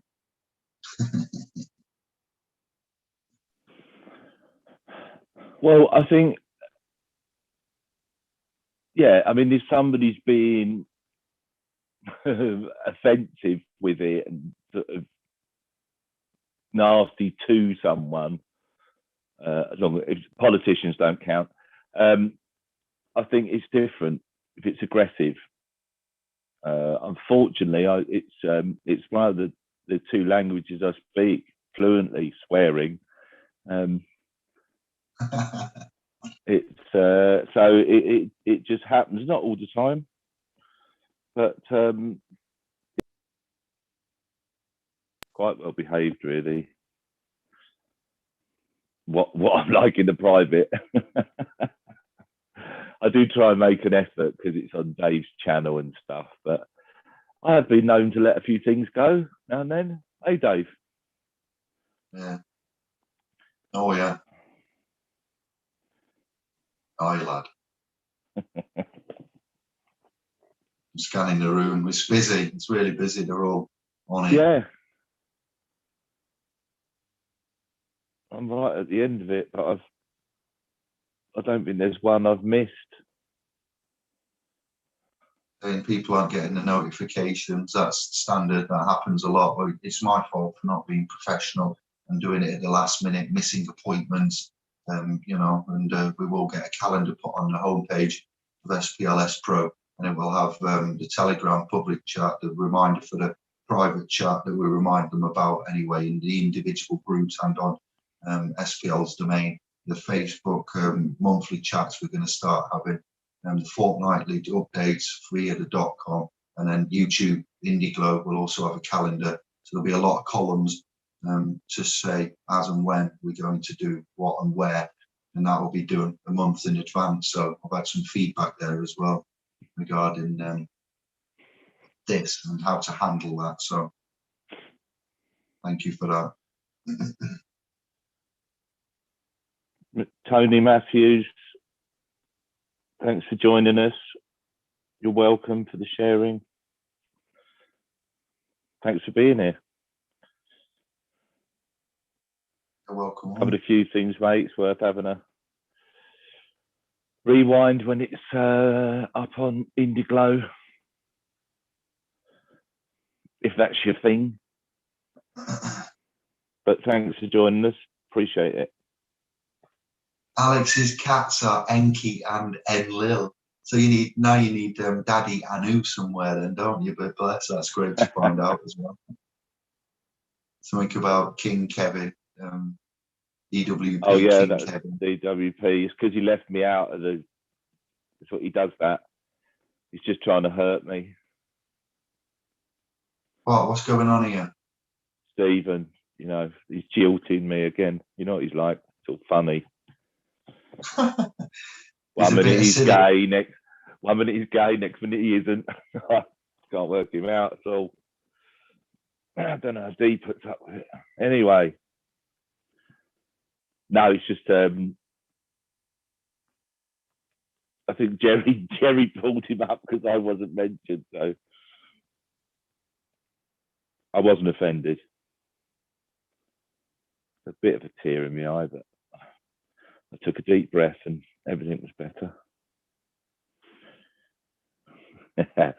See, Barnster, he even Michelle appreciate the exclamation marks. I wouldn't last long on me. That's the thing. If I had my own channel, I'd just get it shut down. So it's quite good I have to broadcast on somebody else's, because then I have to behave mostly.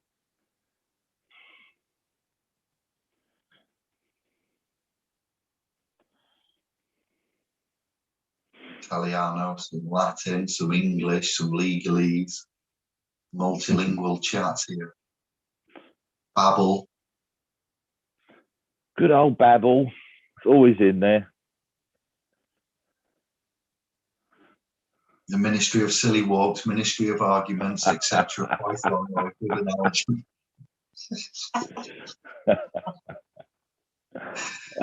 Oh, yes, indeed. He's not the Messiah. He's a very naughty boy. Big nose. Call me big nose. Once more, I'll take you to the fucking cleaner. See, I even had the line with the swearing in it. See, notice that? Funny, I remember those ones, isn't it? Oh, Also, the meek. Well, they've had a hell of a time. Paul says, look at section 13 of the EU Withdrawal Act. It states Parliament are sovereign. That means you are an employee and not sovereign. Yes, they regard themselves as wards of the states, as wardens, and wards and hospital wards, the wards in general, the warden of the penitentiary and prisons and solitary confinement camps, aka prison. Look in the Bible, the word sovereign is stated over 220 times there. Look at the 10 commercial, I can't even speak, I'm not tired, the 10 commercial maxims and biblical precepts of the London Templar maxims of legal law. And it says, an unrebutted affidavit stands as truth. And the truth, not side by side, but within those maxims and the biblical precepts, the truth at law is sovereign. You speak the truth, and you know, sovereignty And sovereign, you know, we started sovereign paralegals on Facebook in 2015, and I was fully well versed in who and what is sovereign, and we've just continued to develop time after time. But it's a joke that they would even consider themselves in their public civil acts, Parliament. I'm not having a go at Paul. I'm just expanding on what he said, and I know the thread in which you've said it, and I'm just expanding on that, and just the bureaucracy, the arrogance, the you know, somebody who is sovereign doesn't have a foreign war policy. Somebody who acts and passes acts in a state that they're in, you know, actors and acts, and the setup of it all is just such an insult to intelligence and all that is good and wholesome in some ways. The people of the United Kingdom, for instance, it's and sovereignty. The Queen, look at the front pages of SPLS Pro and look why we've put something there from a major rag of paparazzi of the Sea of Paper Rats about the Queen is only the sovereign monarch of the United Kingdom, which has nothing to do with England and Wales.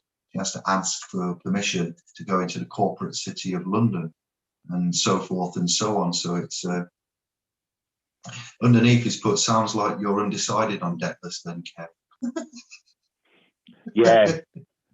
Yeah, not sure. I'm on the fence, a bit like with Hitler. No,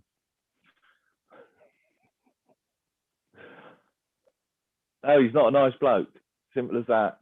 Preys on the vulnerable, which is even worse. By all means, take something from people that can afford it, but not for the people that are breaking down right in front of you on your page, telling blatant lies. Wrong. To quote Monty Python and what the thread is in the chat there, we are the peacemakers. They classify themselves as the peacekeepers. Blessed are the peacemakers. You know, peacemakers, peacekeepers, foreign war policies, weapons of mass destruction, mother of all bombs, Moabs, and you know, the God of all things, gods, in God we trust, which God, what God, you know, all of that there, the peacemakers, the peacekeepers, indeed.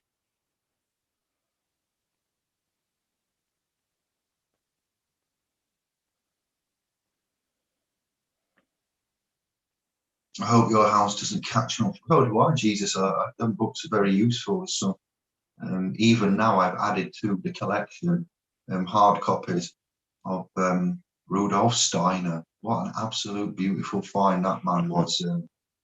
Yeah, audio books are online, but I wanted some hard copies there as well. But there's some excellent stuff other than legal and law and equity and trust in there. But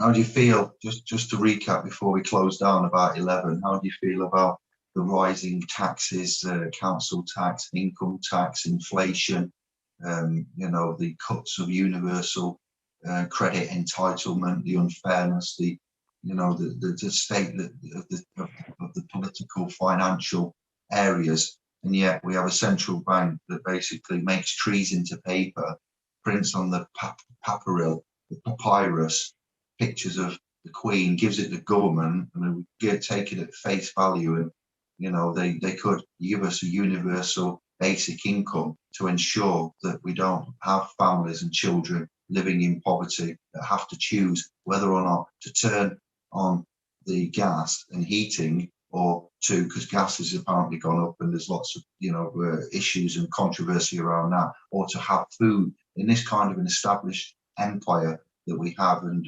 so-called rich society. Why have we got poverty? Why have we got families having to choose this winter whether or not to heat their house or to feed their children? Why are mums and dads skipping meals? Why are they getting, you know, if you don't earn above a certain tax bracket, why are you being forced to pay tax? Priti Patel herself, a year or so ago, came out with this statement. If you're coming to England and you want immigration, you must earn at least £26,000 to £28,000. Otherwise, you're classed as, and it's classed, you know, as under the limit for being able to be UK citizen claiming asylum. You must come here and earn a minimum of, and if you're earning below a certain tax bracket, if you're earning below a certain income bracket of 28 grand, 26 to 28 grand, as by the Home Office, Priti Patel, as her own statement, why is anybody under 28 grand earnings being forced to pay any tax at all? Why isn't it waived? Why isn't it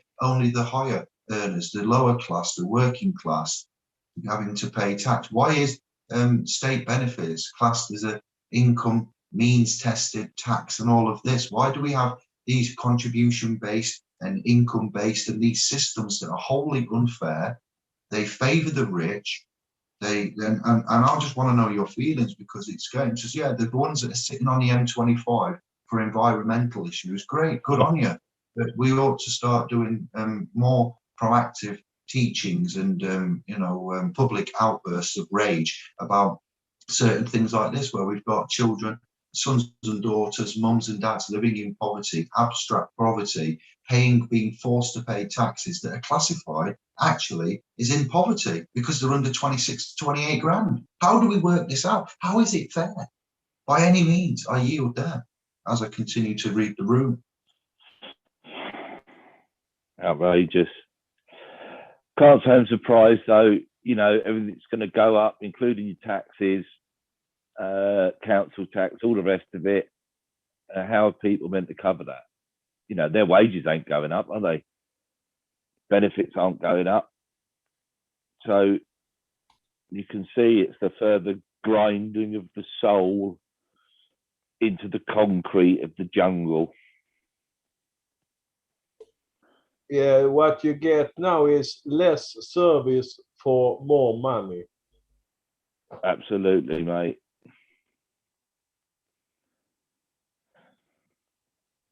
P900, good evening, Mr. Barnes. Hello. I just saw something, I've lost it now when I moved the bloody screen a lot. There was something I was looking at, I was going to respond to, but I'd like to also offer Stephen a chance to come on as well as Paul, actually, because Steve, I think myself, you, Stephen, Paul, and a few others that may or may not want to come on in the select circle. I think that would be a good chat. Stephen, I'll offer that to you. He's a shining star of late. He's got a heart of gold, and he's been with us a while. And he just says he's just a builder, but he's got a special mind. He articulates himself very well, and I like his candor, his style, you know, and the character. So if you want to come on when we arrange it, Stephen, you're more than welcome, and the admins as well. It's up to you, Stephen, but we'll offer the branch.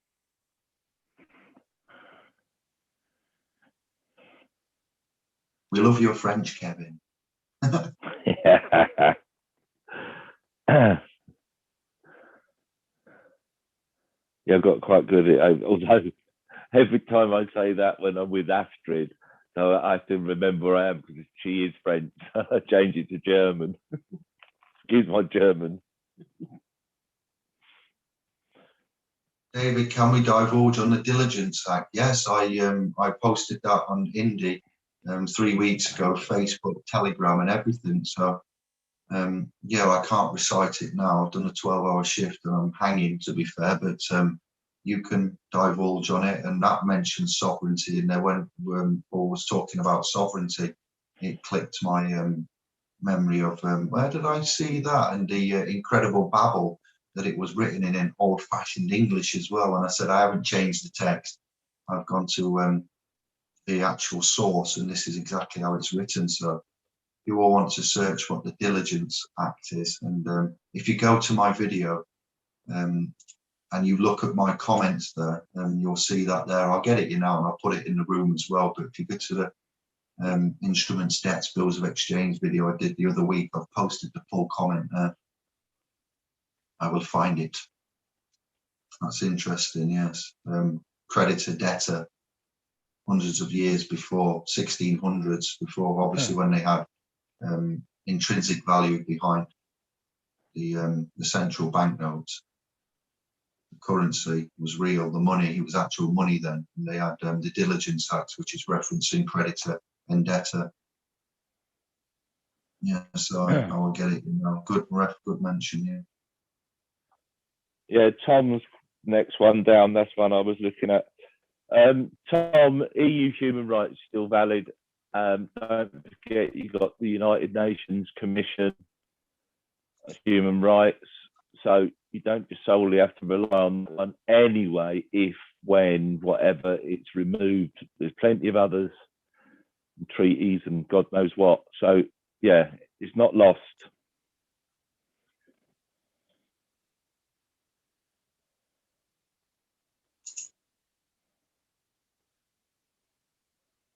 Yeah, carry on, please, Kevin or Anders. Yeah. Yeah, I'm just having a look through the room. That's the question that I lost a minute ago, but that's sorted. Yeah.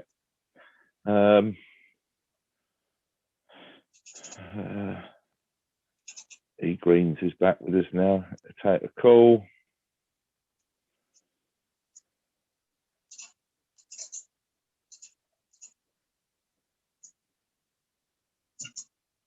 That's my video I'd like you to watch and review.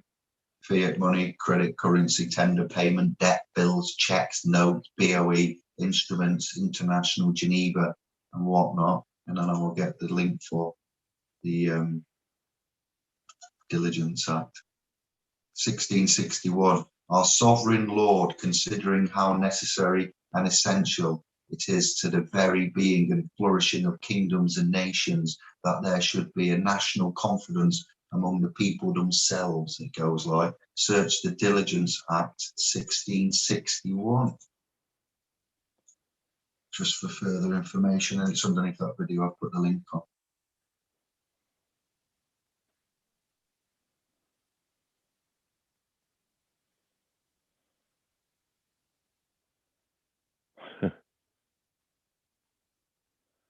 Gematria, just my dyslexia. E Greens, Jeremita likes gematria, like Energizer Bunny stuff. Bless up. The rights there, fundamental rights, you know, you can call upon any rights and use them in an order. When we're talking to, you know, about the right to be man, the right to be, you know, private, and you can use biblical references, you can use religious, political, social beliefs, and you can argue the fact that you have them and enforce them with the fact that the United Kingdom is one of the 5 permanent member nation states of the UN Security Council. And if they've got ratified treaties, covenant, where does that come from? Who's got a covenant? God made a covenant with man, you know, and you can call upon these to enforce your belief and standing status, standing capacity. So your status is gone from public to private. Your standing is, it's gone from status, public person, it's gone to private man. So let me get it right. And your standing is gone from public legal person, yes, to private lawful man. So your status, standing, and capacities is enhanced then with that rectification of the enforcement. And if they choose to ignore them, then that's why we use such things that are irrefutable there, coupled on with the convention, who has a covenant and convention. So your beliefs are particular to you. Nobody can tell you anything. You know, there's prime ministers and presidents that have started wars that hold Bibles, and God has told them certain things, you know, and given them rights there. So you can do whatever you choose to. United Nations, European courts, if there's case law there and there's rules to say that that's unlawful, an act of war, and you don't recognise that, we'd be foolish to ignore it. I'm not saying that it's an honourable establishment, institution and organisation of which, but if there's a United Nations Universal Declaration of Human Rights after the certain wars that we've had, and great wars, and they've made certain comments, then those countries that have that, you know, to use, we're just pointing it out. You can do whatever you want, Tom, and anybody. We can't tell you what to do. You've got a choice to make, and however you get to where you want to be is your choice. All we're doing is simply duly informing you of all rights and how to retain those rights, reserve those rights, and which rights have more benefit than others. Is that not right? The language. Certainly.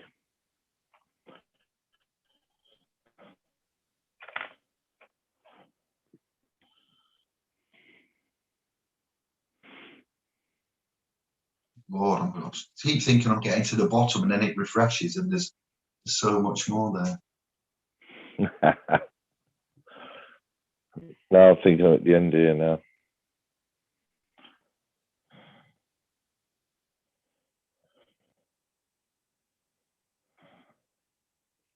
Yeah, it's I don't know what's happening. Christmas time, the Saturnalia as we know it to be, but there's going to be a lot of unhappy, cold, hungry children, sons and daughters, mums and dads, and I think we ought to look at community action, and I would like to try and get something together where we could all, I don't know, look after our communities, the elderly, the vulnerable, the less abled, the less well off, the meek, you know, the cheesemakers, and all of this. I don't know how we can do this, but some kind of community support. We can't keep sucking on the tit of the nanny state forever and expecting Master Rishi and Boris and everybody to be honourable and look after us. It's the more we go to them cap in hand. You know, they're already on about the repayment and the 2028, 2029 repayment. They are subsidising private companies, printing money to infinity, credits, reserve notes from the bank, the private corporation, and embezzling and furnishing. And it's of great concern that we need to look at how to. That's what I mean with chatting with Paul and that, to further cement,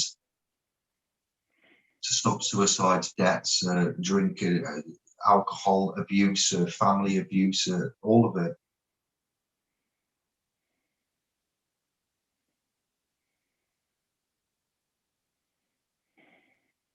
Stimulus packages cause hyperinflation against a weakening dollar, which underlines wow, Albert's on it, yeah.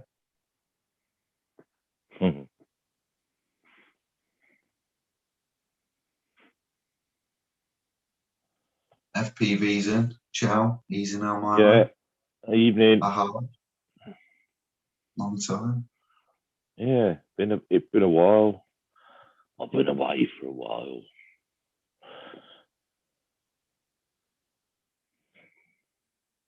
Thanks for joining. Yeah, we're just having an open chat about whether or not we should eat or heat for some families. How this is affecting us, you, all. Mental health, physical health. The gas that's going up, and the government subsidising private corporations.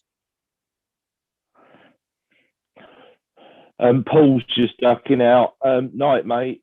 We'll be in contact and we'll get something organised for next week. I'll send you a message and we'll sort something out. But yeah, good night, mate. Thanks for joining us, and look forward to speaking to you. Yeah, thank you. Bless up. We'll be ending at 11, thereabouts. So the long goodbye. We started at 8:30. The long goodbye starts now. Synchronise, sovereigns. Ching. Synchronise. The clock, Stephen.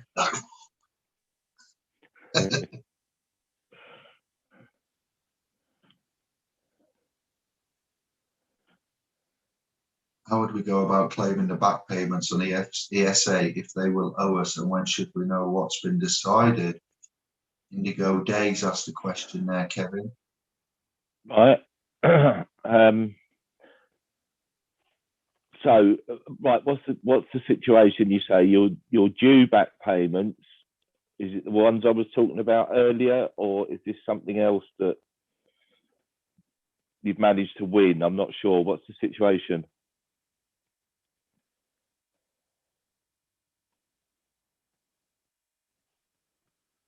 Yeah, we'll wait for comments on that. Where Just was to that? go All right. about How would you payment. go about claiming the back payments? If they owe you and acknowledge they owe you, you've got to give them a kick up the arse. Quite frankly, you need to speak to them and go, what is going on? It's been X amount of time.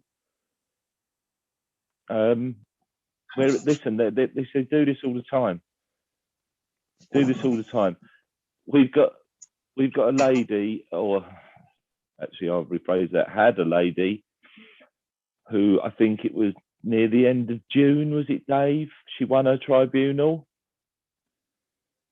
Yeah, that's right. Anyway, yeah. We went up to her funeral a few weeks ago, me and Dave, 3 or 4 weeks ago, maybe not much longer than that. And they still haven't paid her. And that's despite giving them notice and telling them we're going to charge them 50 quid a day. So yeah, I need to know a little bit more. But if they agreed, or they owe you back pay, and they're not arguing it, then you need to kick them up. They will not hurry up to pay you. You'll have to force them and give them a couple of days to sort it out, maybe 3 days to sort it out, and then tell them you're going to backdate and charge them £50 a day compensation. That's the road I go down. As long as it's owed to you. If it's something you're trying to chase, or they've made a decision you weren't entitled, then you have to go down the mandatory reconsideration route. And you can always there's lots of ways we can tackle them. But yeah, it's a little bit vague. If you're owed the ESA and they know you're owed the ESA, then just pressure the hell out of them. But I would put it in writing that you're going to charge them £50 a day. It's ridiculous. It's causing you distress, harm, loss, etc. Yeah.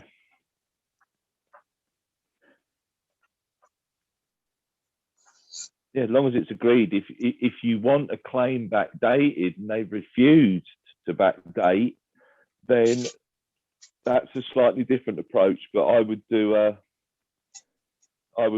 freedom of information request for the name of the person that made the decision, their position, site of proof of their personal indemnity insurance, stuff like that. That's where I'd go down. That'll push them towards suddenly making a different decision. But yeah, I mean, if you've got to go down the mandatory reconsideration route, you can do that all at the same time.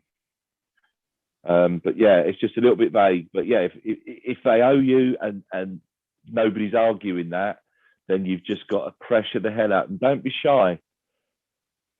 Don't forget they're criminals. Remember that when you phone them up. They're the ones robbing you, not the other way around. So speak to them as you see fit, but don't swear. Issues with the job centre, dissolvement, things like this as well? Did we not cover the other day on a chat? Job Centre Plus, which is obviously on the high street, is a dissolved company. So how's it on the high street? Matter of public records, you can go and see that. Yeah, there it is operating.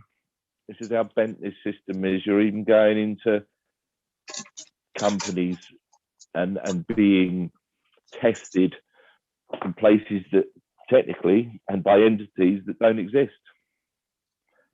And courtesy of brother Andy that I went to see on Tuesday, he's given me some stuff that I've shared with Kevin that we'll be doing screen shares on that will help you with regards to already what information Kevin's done and Graham with regards to the mandatory paper-based. The two greatest things this man's brought to the table is it mandatory? And I require a paper-based assessment. That in itself is just genius. But then we've got more, believe it or not, on the same level of what Kevin and Golden G have brought. Andy has found out a lot more stuff. Well, not a lot more, a bit more. And the way he laid it out and the things that he's got, and he's sent and he's got ready is absolutely brilliant. And I've got stuff to share with you, with his permission. Nothing from his private files, but information and legislation and rules that he's found out by looking at such acts and legislation that we've talked about previously, and he's gone digging like what Stephen's done. He's like another version of Stephen, and he's a very, you know, like an active scribe, and he's pointed me into some new directions, which I've shared with Kevin, and we'll be sharing with you very shortly. Once we come back on the show, I reckon we'll do it then. Kevin hasn't looked at it yet, so it wouldn't be right just to go, hey, look, could have, but I'd like us to prepare and give We'll you do it on the like next one. Give me a chance to that's go it. through it. Yeah. It's gonna be great. I have seen it, but we were just about to do this broadcast, so I didn't indulge myself in any of it yet.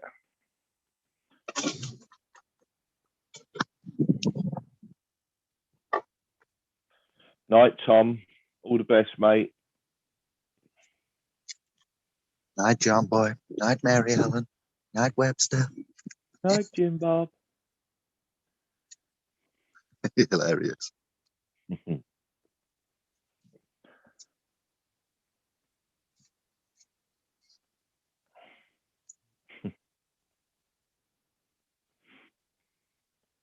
Yeah, I've had some emails, concerns, and questions, comments on various subjects, and thank you for your praise. Thank you for all the interactions I've got round to doing. A good 90% of feedback is good. Activity is good. Just going into the chat room on mobile a minute. So it's a UC claim then, Indigo Day.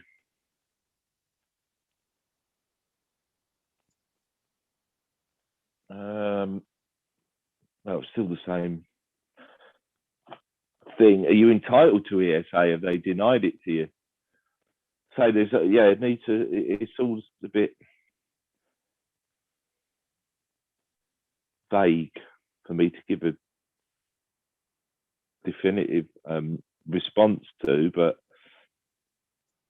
that would kick their ass anyway. Whoever they are, they won't like us.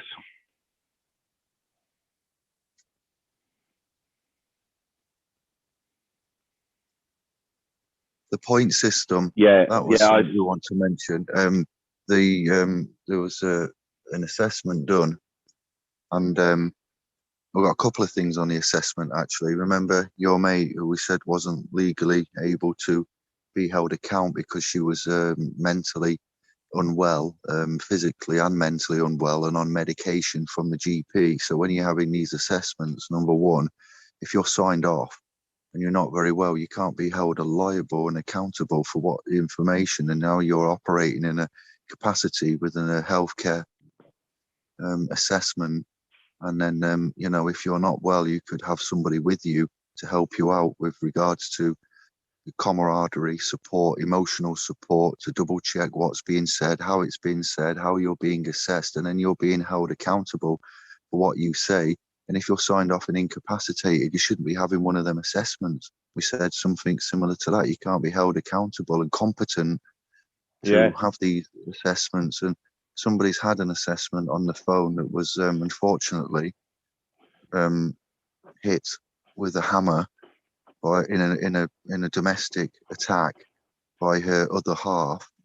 The fellas somehow ended up bludgeoning their partner with a hammer, and they're not very well, as you can imagine, being hit with a hammer and signed off. And when they got assessed, some of the assessments were 0 points, 0. And when they've raised complaints about it, the same one, without having a mandatory consideration, they've actually reassessed it and given up to 40 points when they got negligible points, and told that they were fit and able to do a job. So these assessments are not fit for purpose, is what we need to say, bottom line here. When you're having them, again, that's why we need to get this information out, that they then review them sometimes there and then, the same assessor, without having a mandatory reconsideration. What does that tell you, everybody? It tells you that the whole mandatory reconsideration process is there to make your life difficult, and that's the only reason it's there. It's bullshit to drag stuff out Decision to make maker. you suffer. The decision maker. You said, oh, Yeah. when they are the decision maker, aren't They they? are the decision maker. The person you're on the phone to that will often say, "Oh, right, now I've got the information, I'm going to pass up the decision maker." Bullshit. They are the decision maker, the very person you're speaking to. It's all flannel and bullshit, and they're told to drag this shit out. They'll tell you, "Oh, we'll call you back in a couple of hours," and you haven't heard anything for 2 days. This is all done on purpose. If they want you to go in for a physical appointment, shouldn't they do a risk assessment? And shouldn't they show you that especially at risk the moment. assessment that they've done? If there's no risk assessment done, if you've got physical and mental incapacities, and you're incapacitated, say you're fully, I don't know what to say now, but you're sight impaired or you're physically impaired and you're in a wheelchair and you need to go somewhere and they say it's mandatory for you to attend, then they would need to do a risk assessment, everybody. And if they haven't done a risk assessment and they can't show you the risk assessment, then you shouldn't be going there. Yeah. That's another little nice loophole that Andy was discussing with me, Kevin, after listening to we- you. Yeah, we pulled that on them a long time ago. We used that one. I've used that in the courts as well. He said, There's your escape plan. He said, I was listening to you and Kevin talking about a bloke in Sheffield that you used to go to school with, and he had something wrong with his legs. And Kevin said that they'd need to do a risk assessment, blah, blah, blah. And he says he'd made a note and he just put on his list like with his issues. And he says, it's only what I've heard from you two speaking that's given me these informative areas to actually hold them to account. I would require a paper-based assessment. And now, I can't say too much about it because it's private, but he's got somebody else he's looking after, and then they would need, full care. And if he had to go, say, like if you're a carer for somebody, if there's two of you and you're both on entitlements such as PIP, ESA, and this a DLA and all these other things, then or legacy benefits, there are legacy benefits as well still in play, I do believe. So either or. And then you are a full-time carer, unofficially, officially, but not being paid for it. And they ask you to leave your other half that you're caring for.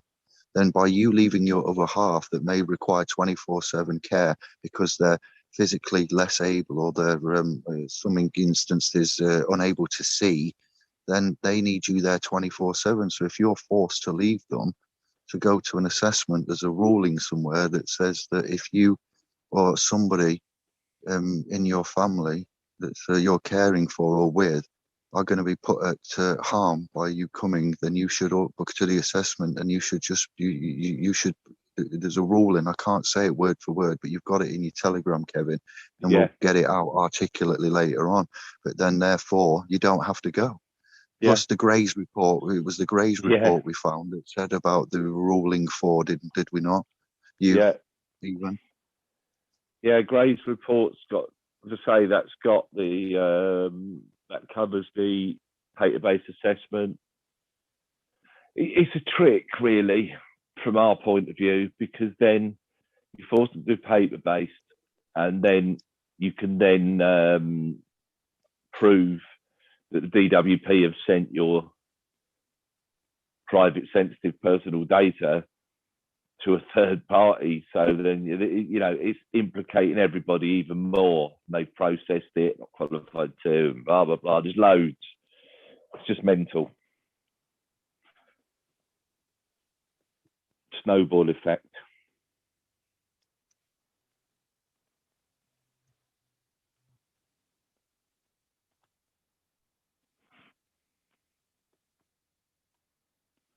That's right. So Tom said there, I am a full-time carer for my partner, unpaid.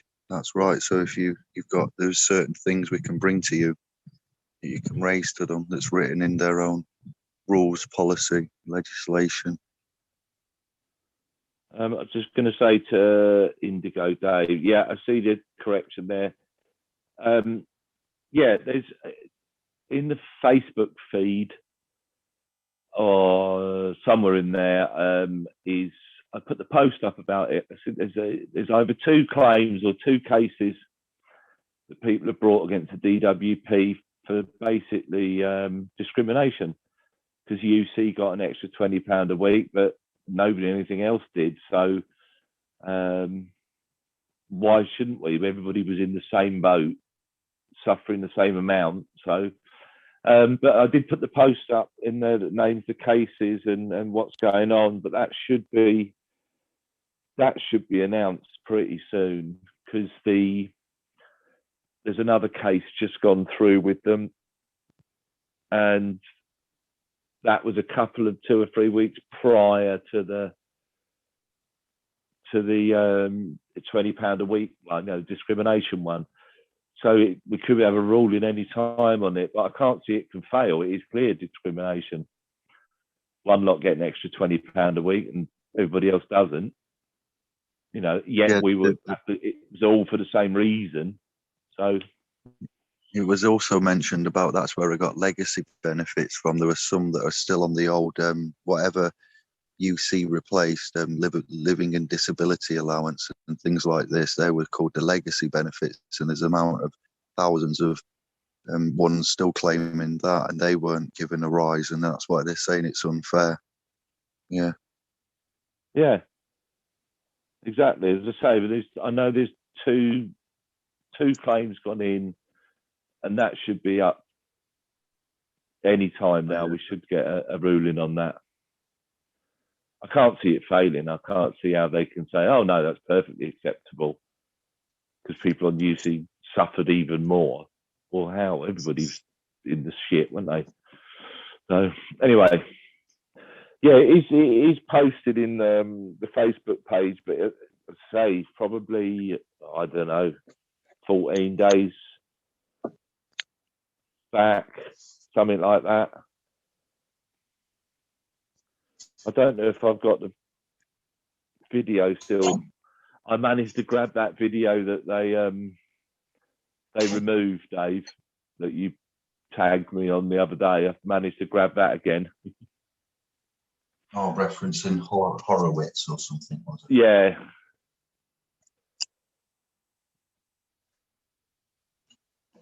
Bravo. Displacement balance.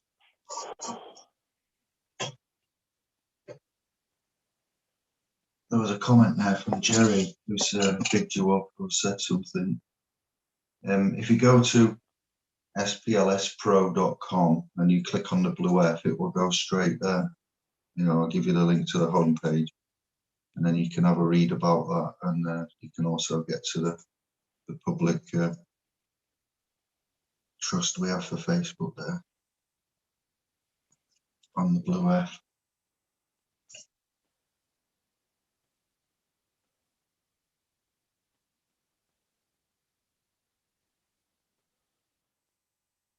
I have a family down south England, and family member who was in a bit of a situation on housing told him about what Kev was doing and what was really going on there. He has now been moved up to a better position.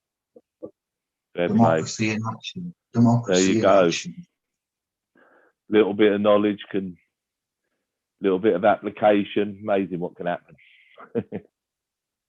Fair play, And Jerry. with regards to the GDPR, Kevin and I was having a chat the other day about, because of Brexit and data rules being changed and GDPR is not effective anymore. What did we say about that? We've left the common market, so to speak, but we are still, Kevin, you can carry on. It was your words. I'm going to repeat. What did you say? Yeah. Well, we're still part of Europe. It's only the Union that we've I was going to say we're still trying to leave after 5 years or whatever it is. Ridiculous. Yeah. So keep getting notifications coming in through, throwing me off the game.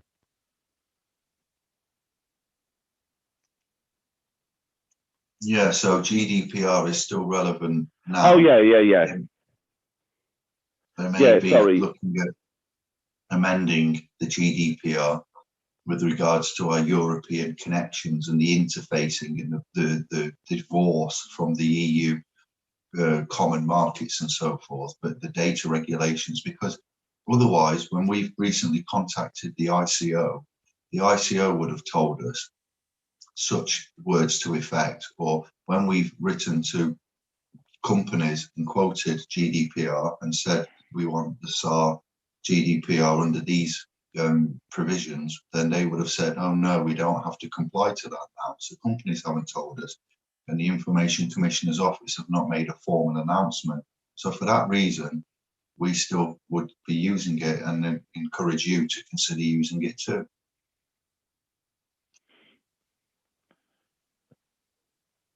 Yeah, until I think we'll have to. The thing is, we can't just go right bollocks to it, because if we're expecting to do business in Europe and that, we're going to have to, certainly on the data side. So, there's going to have to be some sort of conformity. I don't see him messing about with it much. We just adopt, maybe it'd be GDPR UK, but I shouldn't think a lot of it will change. But it certainly won't be removed. As I say, it's a bit like the Union Charter of Human Rights. That's for Europe. That's not anything to do with the Union as such.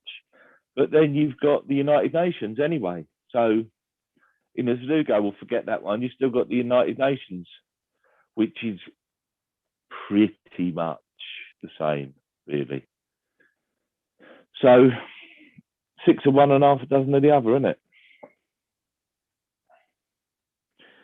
The takeaway with this, but there's still something over there. So that door shuts, that one opens.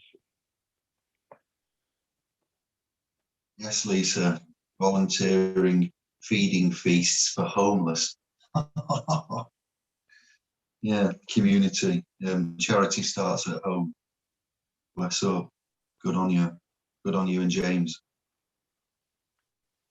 But I can't understand how anybody want to be homeless up in Alaska. For fuck's sake, you're going to freeze your bottom up. And by the way, I have to say something here while I remember it. Everything I've been learning here now since almost 3.5 years ago, since we was meeting, David, and everything what I've been learning now, I can say that it has not been a miracle for me, but it has been really good to understand how things are working. So when you think like, oh fuck, I'm miserable, I can't even fix this, fix that, then you know by certainty that somebody is fucking up your life, and it's not your fault. You are not the person that is a failure. It's the government that makes us like this. And that's what I have been learning through these years. And I have to say, thank you, David. Thank you.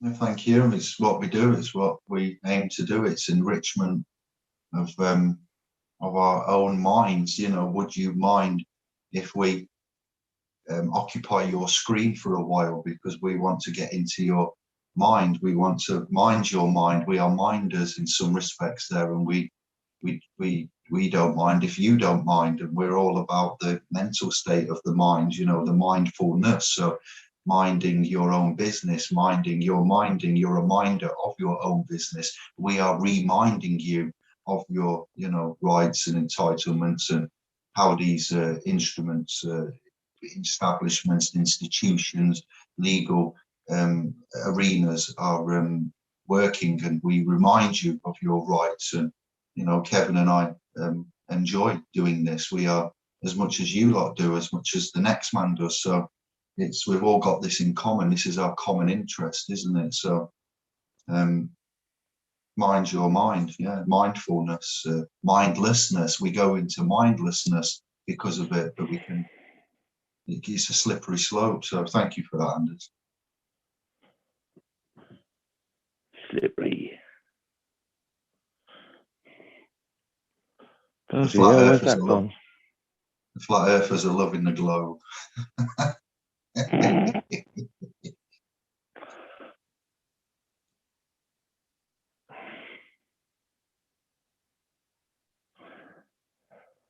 They failed with these assessments, and it has been published widely in news about their errors and failures. It's a right botch job, and they know it, says Greg Hage. What's up, Easy G? Yeah.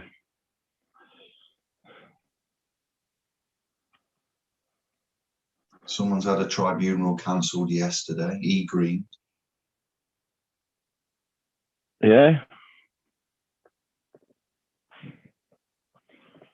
Just me, 3 years on crutches, showered, shop, cooked on crutches, couldn't work, 0 PIP score, told to get alternative job, offer job as warehouse picker to walk miles, and council bailiffs come after me. Oh my days. Civil enforcement officers, as they are now, there's civil matters. You know, that's a clue there, that's a clear indication. They're not bailiffs, debt collectors, DCAs or CEOs, civil enforcement officer. And it's a civil matter, so these matters are not crimes, and they're misalignments and putting the account into serious dispute, conditionally accepting it, putting it into serious dispute and arguing and holding them to account, and such things as what Kevin has mentioned previously, makes them think again. Freedom of information. He's had a lady recently. Yeah, well, when was you asked for a freedom of information on certain things, and then they ended up replying saying, you've asked us to look at your claim again. They didn't answer the freedom of information question, but then they certainly changed their tune, and they paid somebody some. Was that not right in a nutshell? Yeah. Long and the short of it was, she's claimed PIP for about 5 years. She's only got the care component, and this year she had to reapply. They came back with the same answer, so I did a letter for her, very simple, freedom of information request, asked them for some information, and that within 5 weeks she had a letter back, and it said, the letter was, you've asked us to look at your claim again. No, we didn't do that at all, but we did ask some very awkward questions. And the corrected thing, so she's now got the mobility component as well. But then what transpired, we've just done a little bit of a tricksy hobbit move.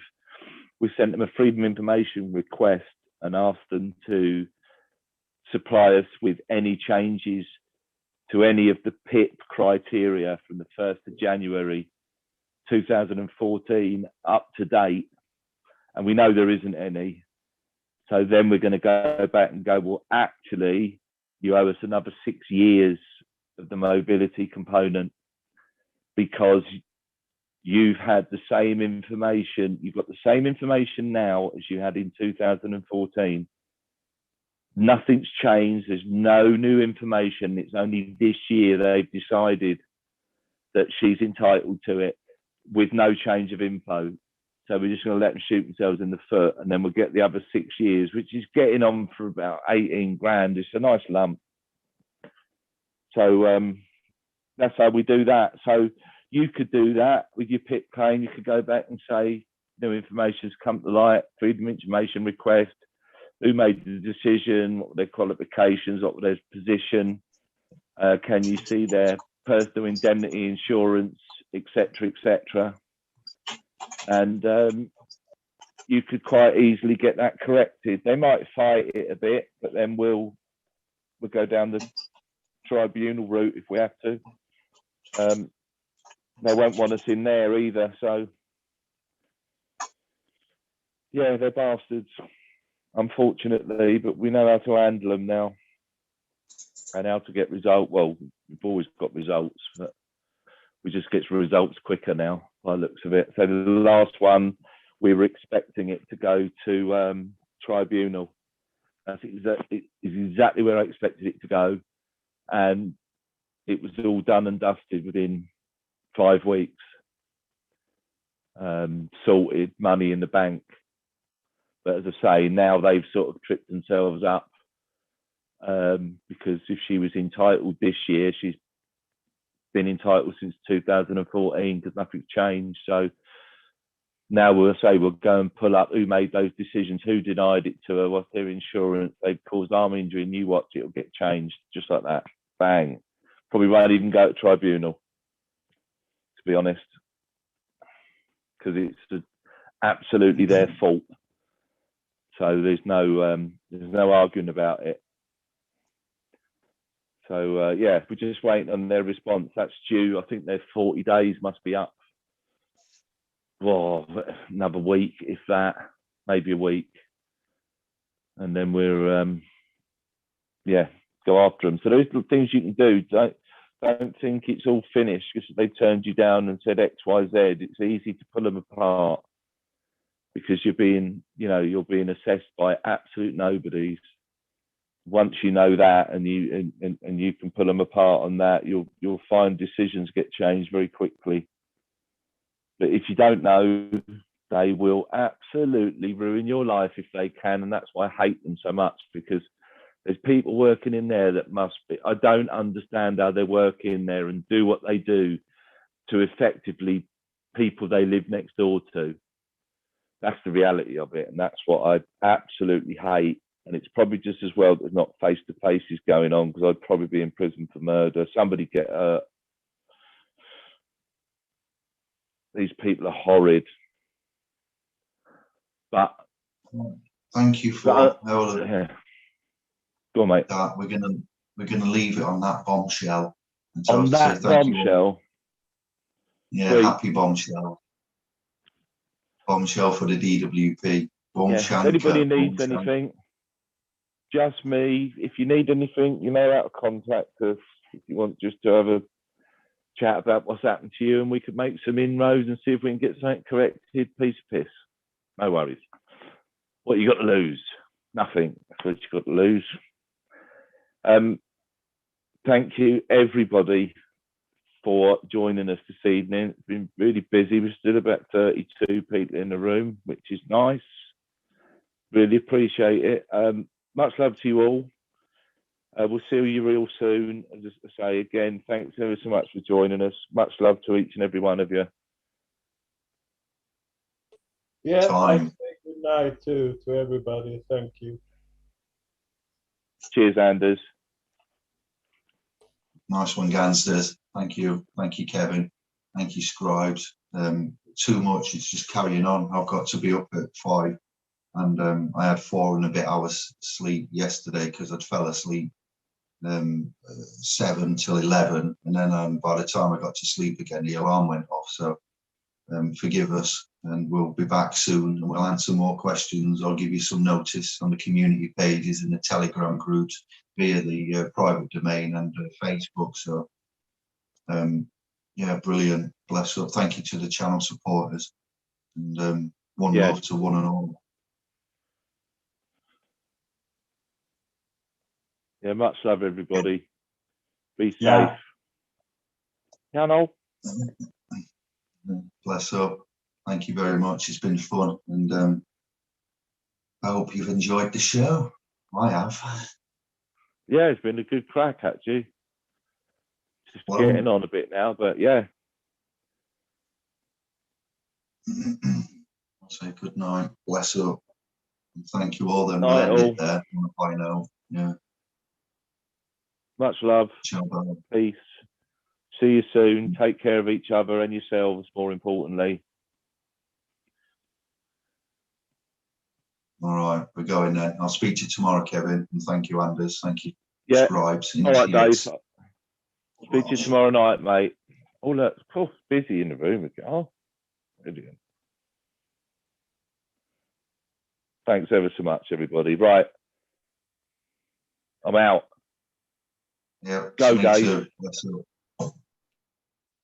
Arrivederci.